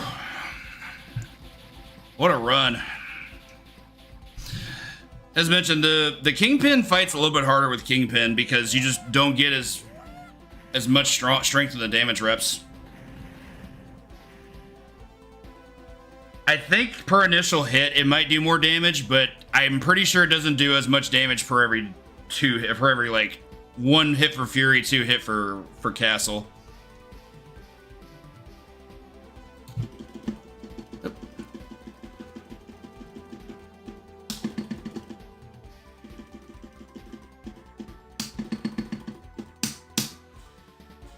Okay, so now we've done those 2. How about we do a couple more? Just run them both back, even though we got it. This game's really fun. I like playing it, and I hope you all enjoy watching it. Hopefully be able to get him to feed the kids a little bit later this year. Back to Frank.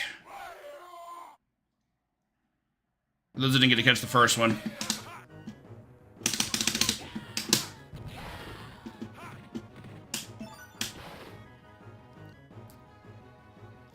I love the animations in particular on Frank and Nick. Like the way they breathe heavy. Particularly the way Frank does. Fury, not so much. He has a cigar in his mouth. That's how he rolls. Right, let's see if I can knife combo this.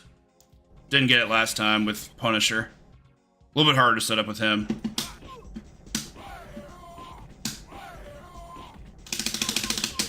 Must have mistimed that. That's fine though. Knife throw still does a ton of damage. You'll lose a couple seconds if you miss it. There we go. Hail to the bus driver, man.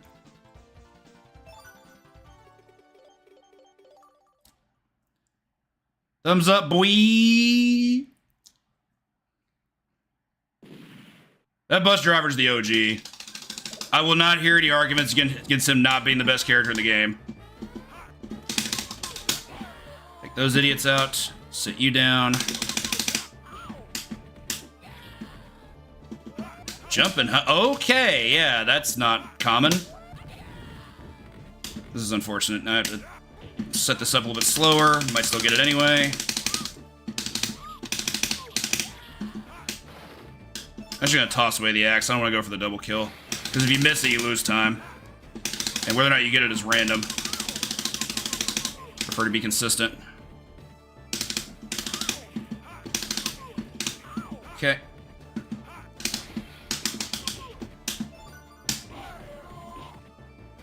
Set this up. Making sure that hammer guy spawns is crucial. That can only happen if you kill at least one enemy with a grenade drop. So you gotta go for it.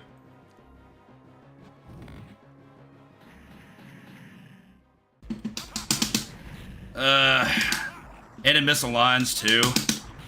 What a douchebag. Alright, so not in great shape here. He gave us one of the worst patterns, which unfortunately happens. Do the Frank shuffle. Dash punch, if I'm doing like PB attempts of this game or trying to do like just, you know, RTA timing, like I always reset if I get the dash punch.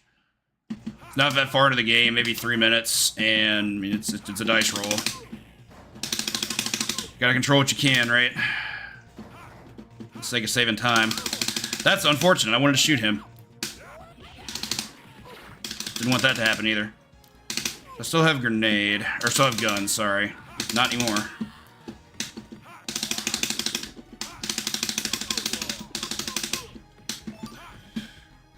Lost gun early, so I had to put some work in here. Good enough. We'll take it. Gotta drop a grenade here, that's fine. It's crucial to be able to get 2 hits on the car. If you don't, it doesn't blow up in time, and it can just spawn more enemies. You don't want that. This grenade. Want the knife guys to spawn.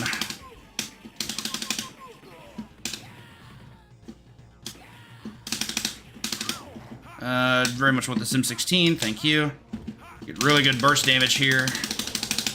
Unfortunate, but that's okay.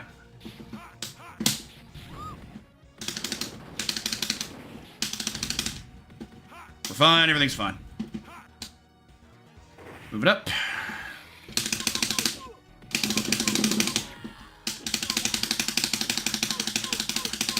Sequence perfectly, very good. Throw that. Throw that.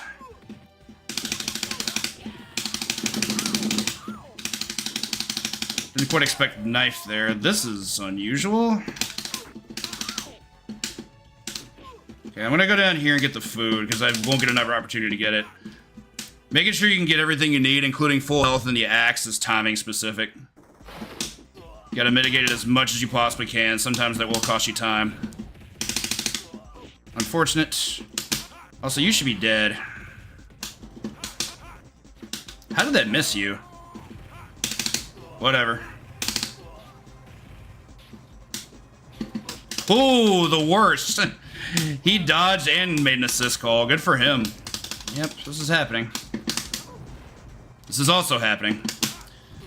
When Bonebreaker gets the zone, it's not fun. Pipe not good. Don't really care about the rockets. I can avoid those. Pipe's really bad, though. It just does, like, no damage. Yeah, and I'm getting anti-aired on reaction, so that's cool. This is gonna be hard.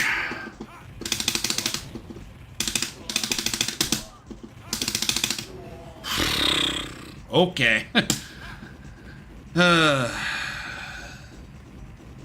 Thanks for the cardiac arrest game. Appreciate it. Bonebreaker can be such a jerk sometimes. If he decides you're not getting near him, it's a struggle. Because he has 2 assist calls at any given time. He has an excellent anti-air, and Flamethrower is a huge problem. Like, you just can't get hit by that move at all.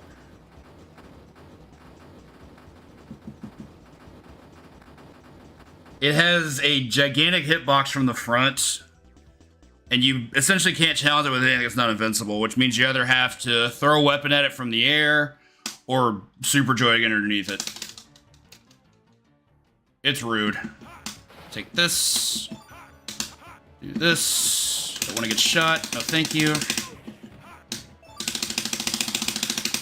Mash ahoy.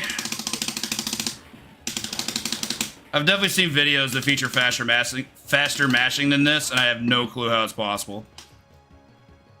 Which makes me think that it's not a human doing it. Not that I'd ever be accusatory or anything. Take this, break the bag. Take that.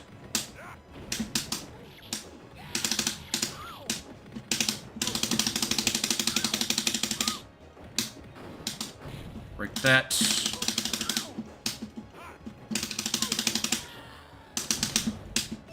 Take a full axe.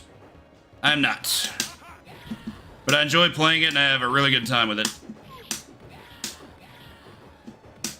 Also not trying to be the world record holder in this game.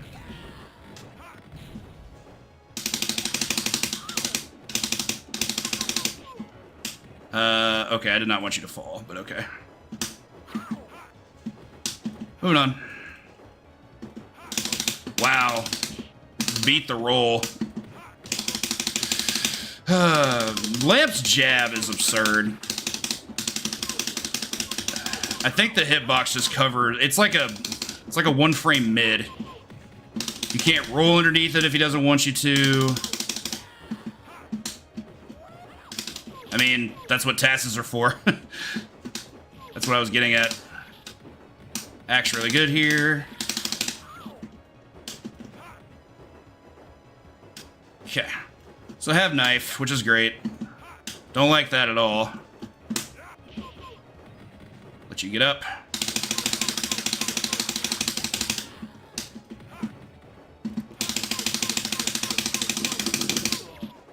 No knives? That's bad. So I have good health, but I should definitely have a knife here. This is very much the wish version of my normal strat.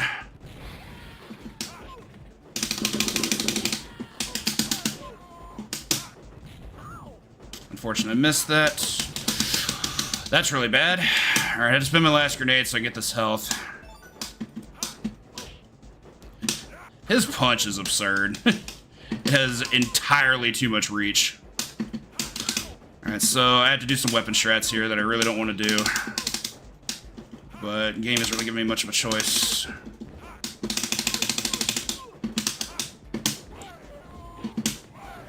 No dash? Oh my god, game, please. I'm not an execution monster, I understand. Let me do things.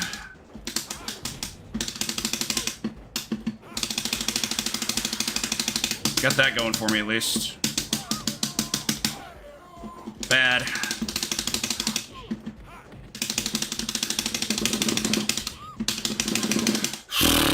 Okay, 2 0 health stages in a row. Neat. Hey, what's up, Taco? Appreciate it.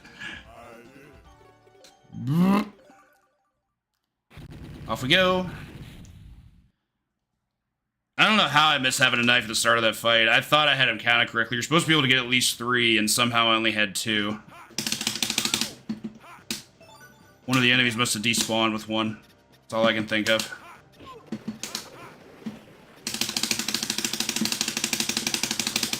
Go away. Thank you. Good segment there. Let these guys spawn back in. You had to make sure the knife guy is dealt with. Okay. 10 to 1 axe here. It does way more damage than any of our other options.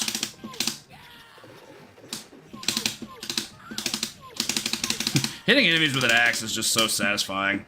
Like, the catharsis is just so real. I can words.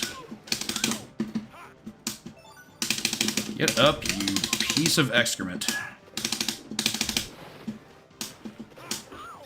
There we go. Okay, so this segment hasn't gone particularly well today. Let's see what we can do here. Gus's and Scully's and Red's being able to block is so invaluable for them. They can block weapons of all kinds. I think the only one they can't block is maybe like the flamethrower. But even then, flamethrowers, like, you know, generally pretty mediocre. Ooh, we have an axe for the segment after this. That's clutch. Goodbye. Yeah, okay. Okay, I'd like to take this guy down. Okay, there we go. That way. I'm actually okay with dropping another one of those.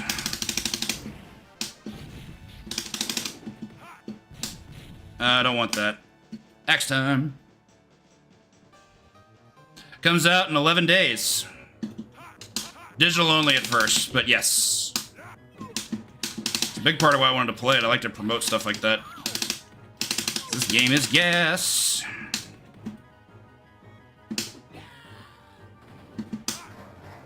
Don't need the health yet. I will take the knife, though.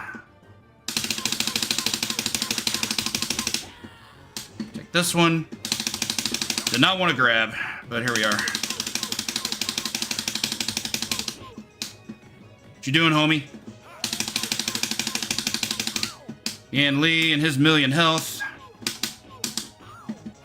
Good enough. I do like this game better than Alien vs. Predator, though AVP is very good. I just do not enjoy the last stage of AVP. It's such a slog. It's like half the game.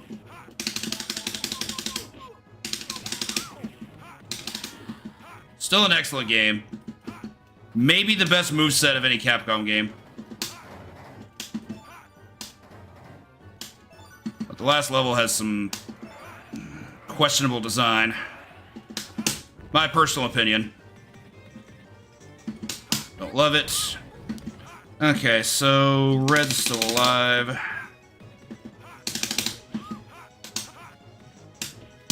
Okay, so this is the first time today I actually get to take the drum with me to this fight. I'm gonna throw it, immediately dodge. He always goes for a dash punch. Well, not always, but consistently. Don't love that. Cool thing about having the health up is that we'll be able to utilize Super Joys and more strats, particularly in terms of defense. That's unfortunate. Laugh it up, fuzzball. Don't like that. Oh, I'm out of grenades? Shoot. Yeah, I thought I brought 2. I only brought 1. That's fine. Nope.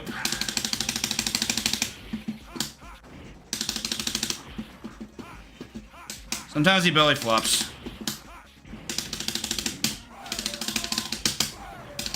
Do it again.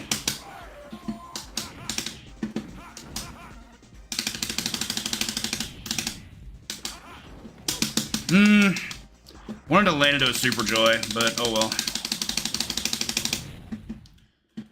Really good fight until like the last 10-15 seconds, but it's fine.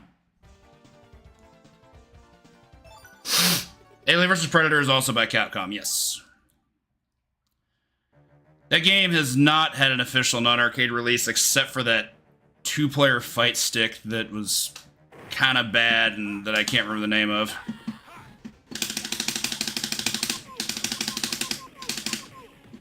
Perhaps one day.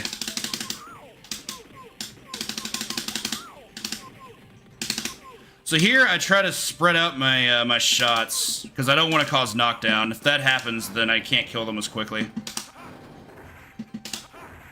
Particularly in that Kolsky there, he tends to tank the most hits there.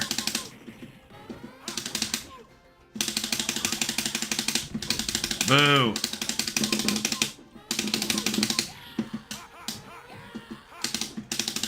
What are you rolling around about? Don't like that. He should have been in range with that knife combo. Alright, so I'm gonna merge these guys over here. So I can do that.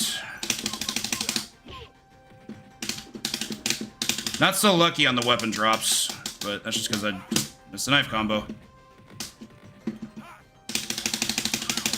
Missing them all day now. Okay. Yeah, I guess you do have range, don't you?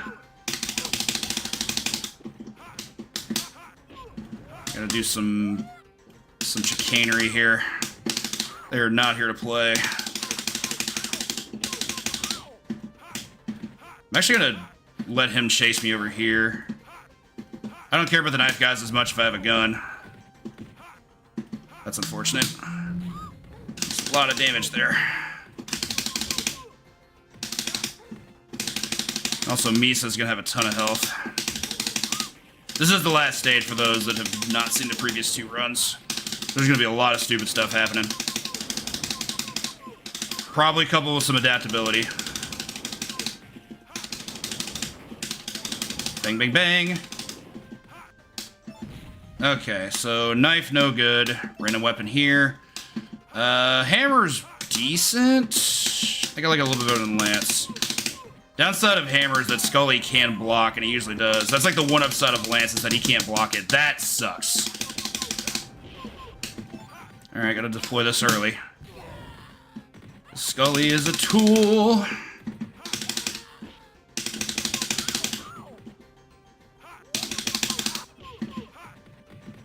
Okay. Don't like flamethrower, but I just want to get through this segment. Okay. And I want to make sure this axe has full use.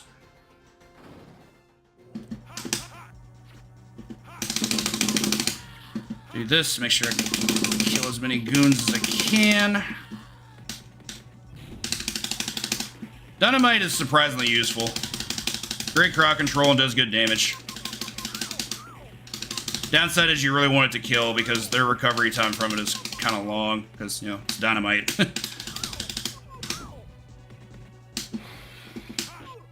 Okay, so here's Jigsaw. Not had a good fight against him today. I guess it's not going to change now, is it? He does not want to approach.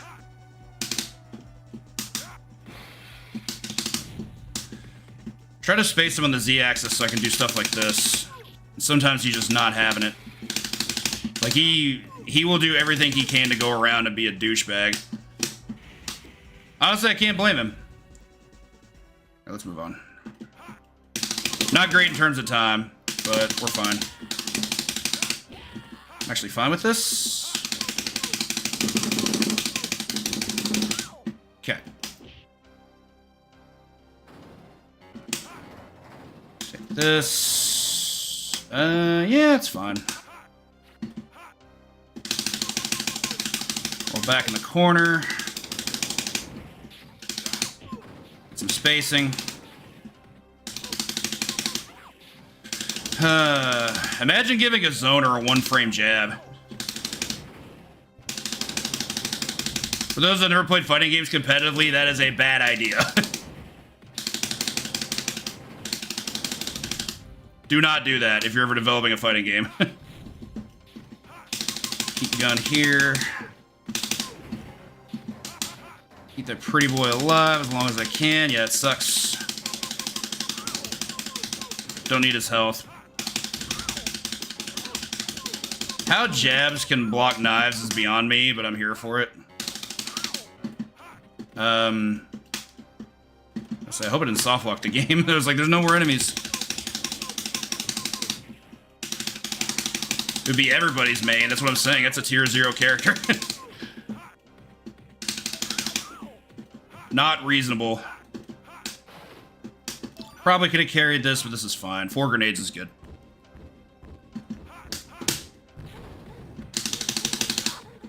Woohoo! Iframes under the fireball. Let's go.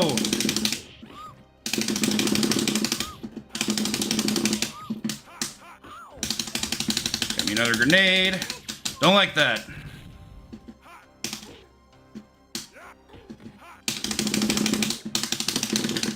Okay, I didn't mash quick enough. You could definitely break out of that grab. I wasn't fast. It happens. So health not great, but 4 grenades is ridiculous. Do what we can. Still a deathless fight to Kingpins. This should be a pretty free clear from here. Didn't block, very good. Don't like this goon circling around behind me, though.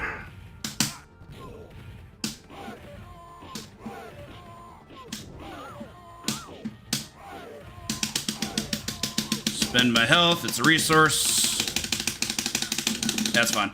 I would have rather been grabbed, but okay. At least then he would have been stuck to the wall, most likely. Okay, so that did hit him. Unfortunate. Second one didn't.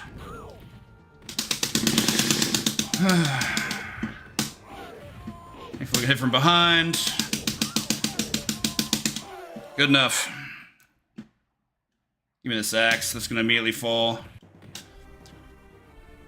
I think I like that stage 6 a little bit better overall than the previous Frank run.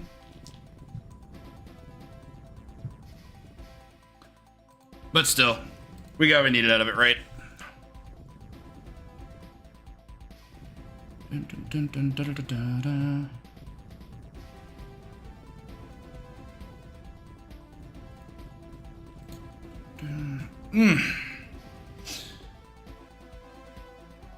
Still not sure what causes the castle to crumble like that, but alas.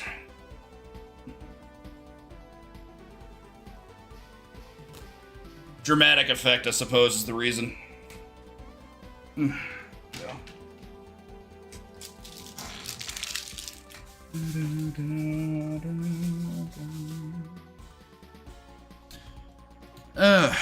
Goodness.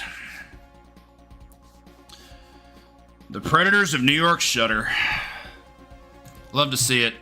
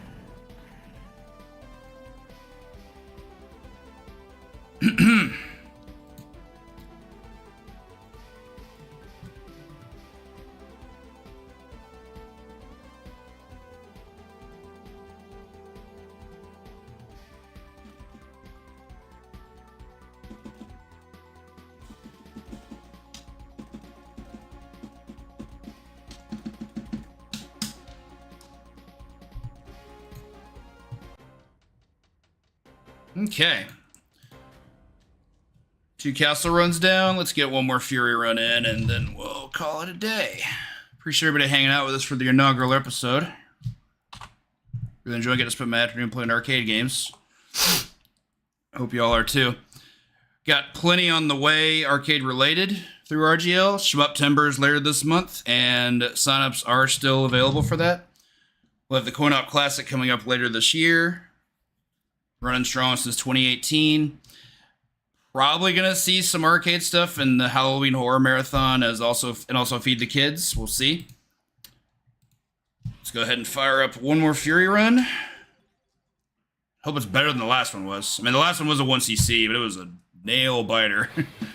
Like something looks a little bit stronger. I'm stubborn like that.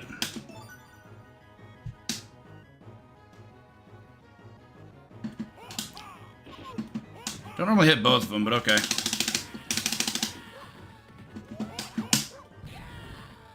Drop a nade. Drop another nade. Take a knife. So Fury's knife combo here is more consistent, but his damage overall is not quite as good. That was really bad.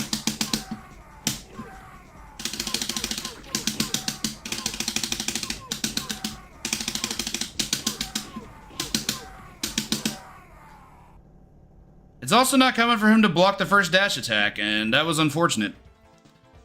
The grenade is actually an automatic trigger. If you still have a grenade left, and if an enemy blocks an attack, you cancel the block stun into just dropping a grenade, which grenades aren't great against Scully. They do, and not this fight anyway, they do a lot of damage, but they also cost a lot of time because he takes forever to recover from those.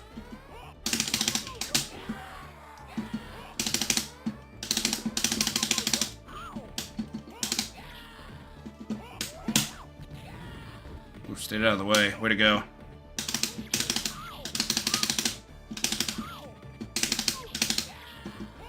Good enough.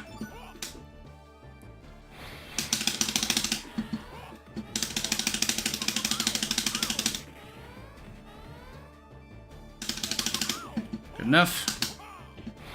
Take this. See if we can get back over here for a hammer drop. There we go. Sweet. Love being able to kill him with a hammer throw. So for good RNG, last two have not been so good. Better. If he does the delay before the dash punch, that's reasonable.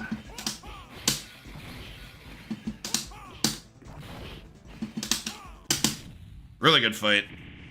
Best Guardraid fun fight I've had today. He soaked up all the damage. Okay. To the waterfront. Hop over this car.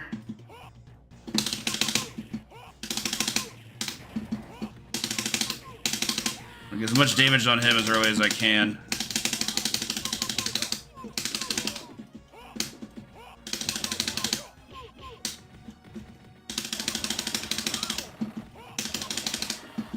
Doing this just cause.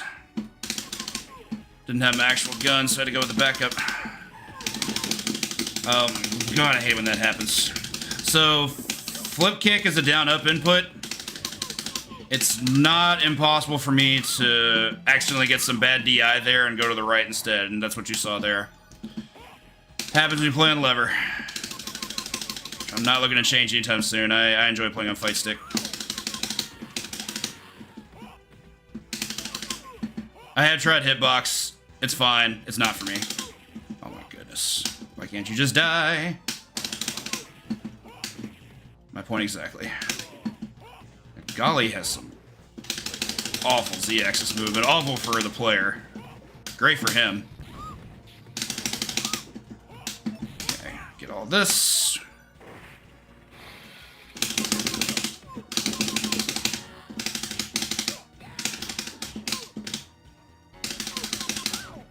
Not perfect, but we're fine.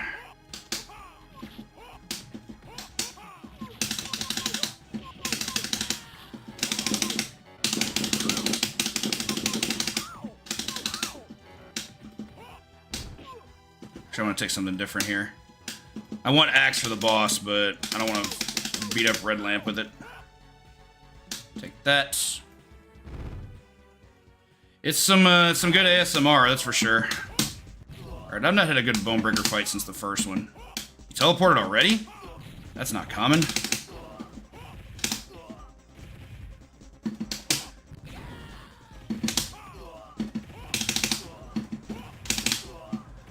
As long as you can just stay on him with an axe, you're usually going to be in okay shape. One more grenade should do it. Really good fight. Easily my best Bonebreaker fight today. Granted, I did utilize grenades a lot better, and having that extra grenade from the previous room was quite good. Something to keep in mind. Off we go. Do the bonus stage, not a bonus stage. During a charity stream, this would absolutely be donation time.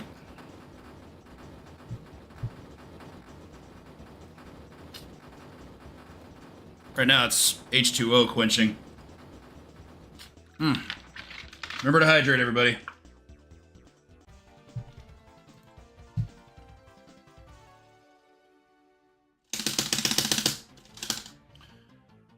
Okay, to the jungle.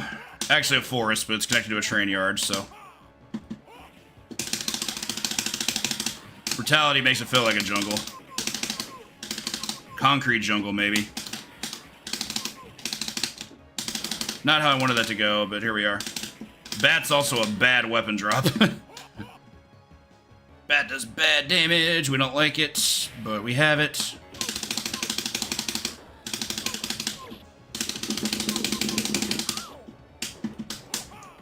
Break that. Do some sequencing. Jerk.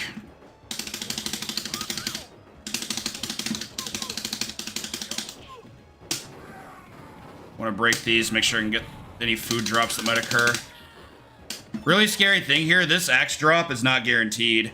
So if you go to the segment without axe, not only are you going to lose time, it's also going to be a lot harder just because of just how absurd axe damage output is.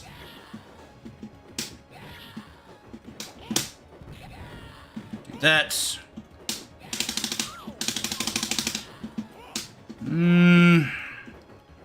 Want him up here. Okay. This went pretty poorly last time, but let's go again. Good enough. Still love sword here, but it's a guaranteed drop. That lamp always has it. Oh, I didn't want that. Lost knife. That sucks. Just punch me right in the ankle. I think I'll take axe for the next segment if I can get it. Okay, let's move over here. I love not having a knife, but we'll play. That was a trade? What was the trade? I didn't see a hitbox from him. Okay. That was unfortunate. Okay. Break this so I can have the food. 3 knives, pretty good here.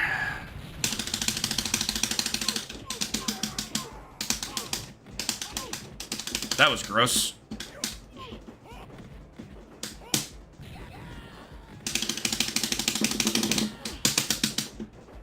Not how I want a grenade to work there, but I didn't have the health.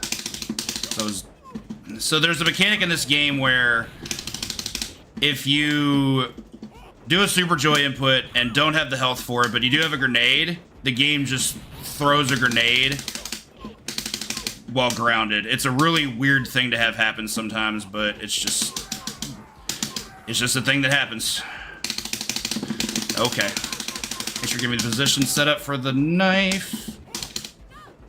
Don't love not having a grenade here. That would be very useful. So we can hit with this bat.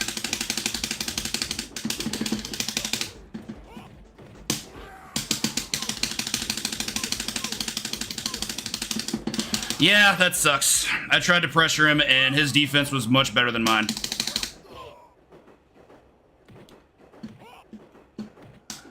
Losing that grenade on the Super Joy input ended up costing me. That's really gross.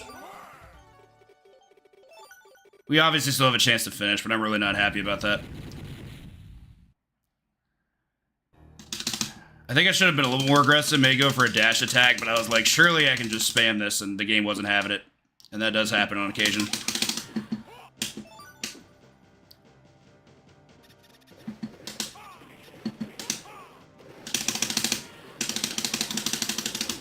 Okay. Okay. Y'all just weaving your way through bullets.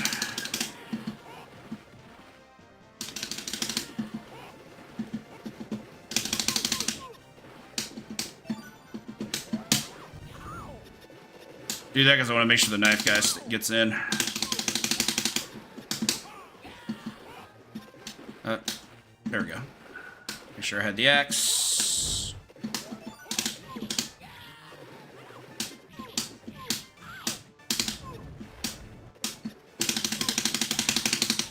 Axe is good damage while we use it. This chat is so fast. It's unnerving how fast it is. Pipe, one of the worst weapons here. I think axe is actually the worst weapon. That's besides the damage that it does, because the recovery on hits is really bad. And they can block it. Shouldn't say on hits, because even on block it has bad recovery, so on contact. Okay, take this.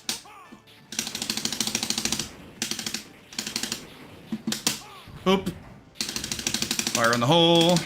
Yeah, okay.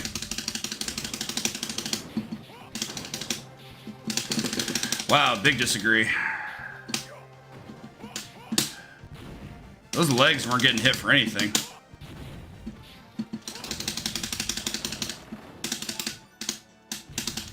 Yeah, you can pick up legs and use them as weapons, which is really funny to look at. Axe pretty good here. Let's go make some use of it.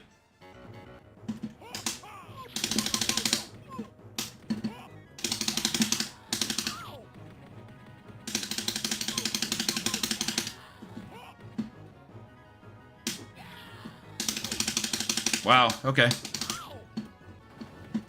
You showed me.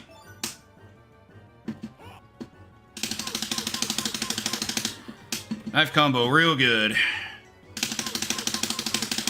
As evidenced. Did not want to do that.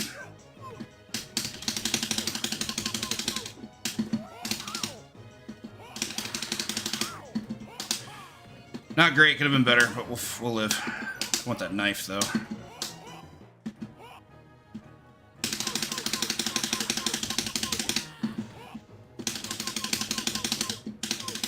Do not want trench getting in my line of fire. Machine gun fire does a lot more damage than just stray bullets. It's essentially auto-comboing you. Boop. Up here. Got all three, very good. Gonna do it again? Nope, because one didn't move and one got the heck out of the way. You can definitely kill all of those enemies within 2 grenade cycles, but unfortunately it's largely up to them. Their behavior dictates a lot of what happens there.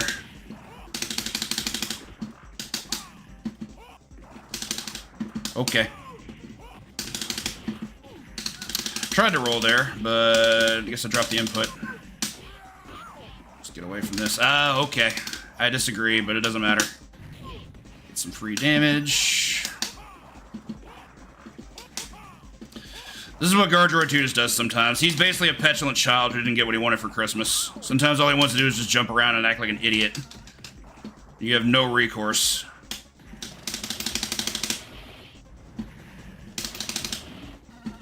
Where's the other one? There it is. Love that.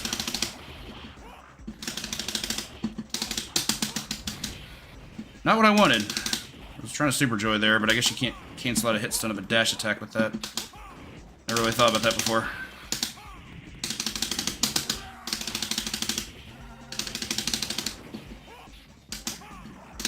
Trying maneuverability.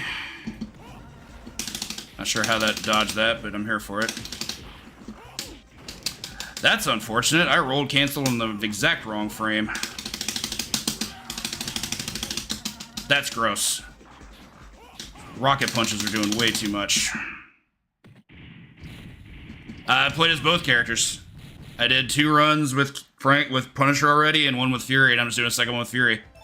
It's not cosmetic at all. They don't have exact gameplay identification. Some subtle differences.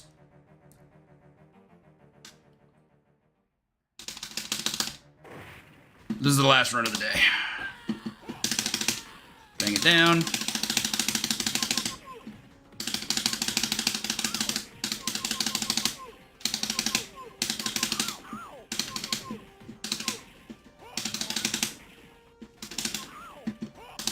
Both are good. That's all that really needs to be said.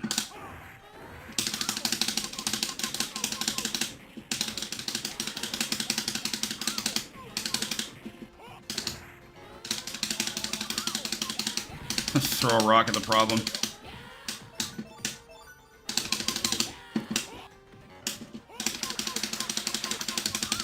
Knife combo goodness.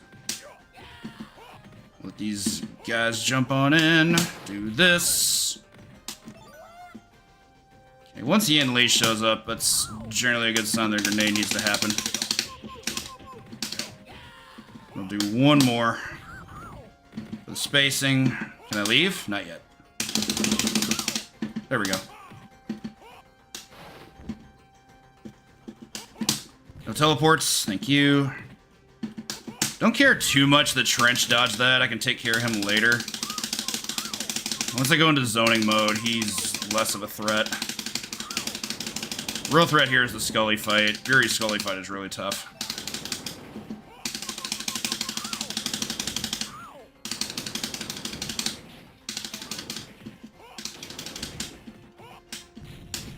Get the food, please. Thank you.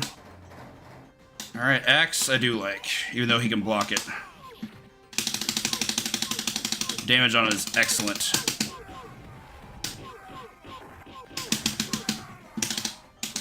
How did that miss? Oh my god. Yeah, okay. Don't like that either. Alright, Wildcat is being the worst. So we're gonna try to fix that.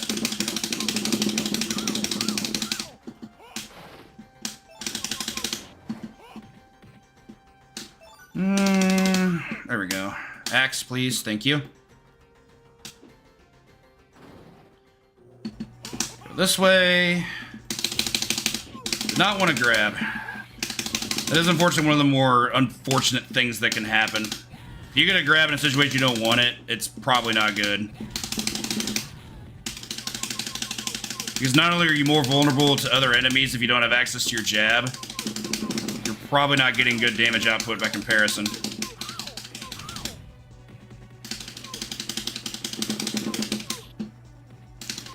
Jigsaw's already here? I don't want that. Alright. Go away. Good damage here. Don't like that.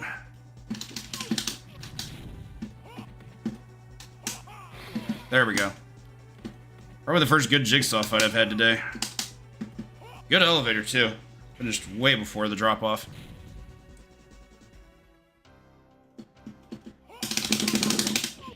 Make sure I line these enemies up. Would like flip kicks. Thank you. You're the one I really need to deal with. There we go. Okay, final stretch. Don't like having a death already. We're gonna play it out, because what else would we do?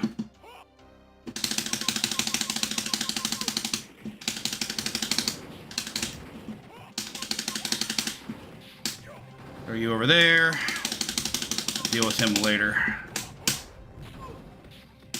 I think that's actually a good strat. Because Wildcat's such a problem normally. Okay, I'm gonna move over here, gun down these knife dudes. Don't like getting hit there. Better focus on them if I can.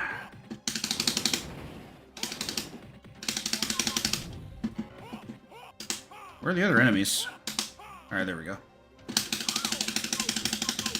Didn't want to punch him. It's hard to line up and not get those, because the idea is if you don't interact with those guys that spawn in from the right, then they don't actually spawn as enemies. Like, you don't actually have to deal with them. Oh yeah, we have to do this. That's fine. Can't do a roll holding item. Oh my god. The ultimate in shenanigans. That's gross. Alright, we're in not great shape. Especially because I keep getting hit by lariats. Alright, you I can definitely deal with 1v1. And I have another grenade. Cool. Bad DI. Let's go. Okay, full health and 2 grenades for Kingpin's pretty good. Not heavy by being down a life, but I'm going to play it out.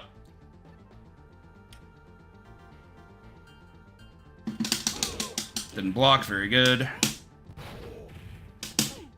That's gross. 1 anti-air jab, and we lose crucial health, and we lose positioning.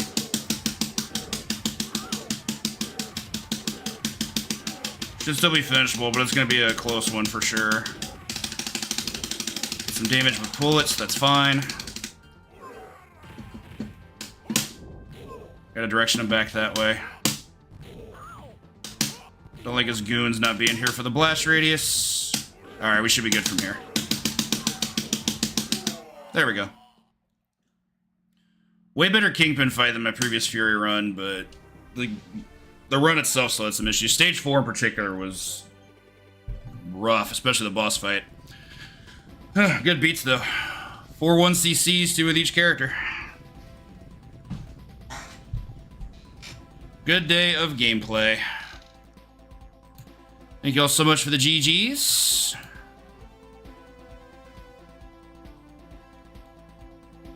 Y'all enjoy this awesome ending music for just a moment.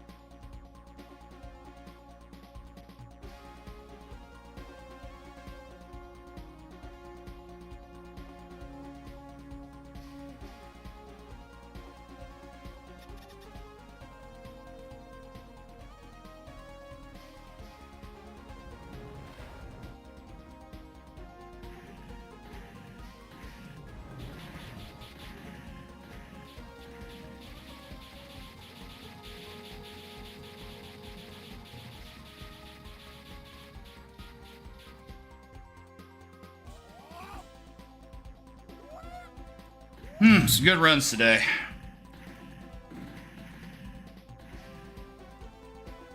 So many enemies. Once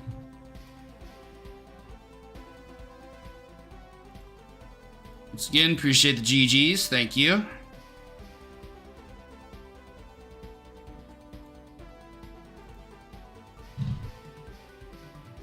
Oh.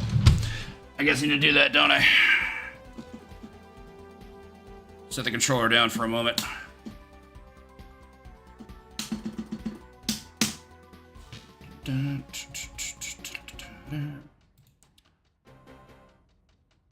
All right, everyone. Thanks so much for hanging out today.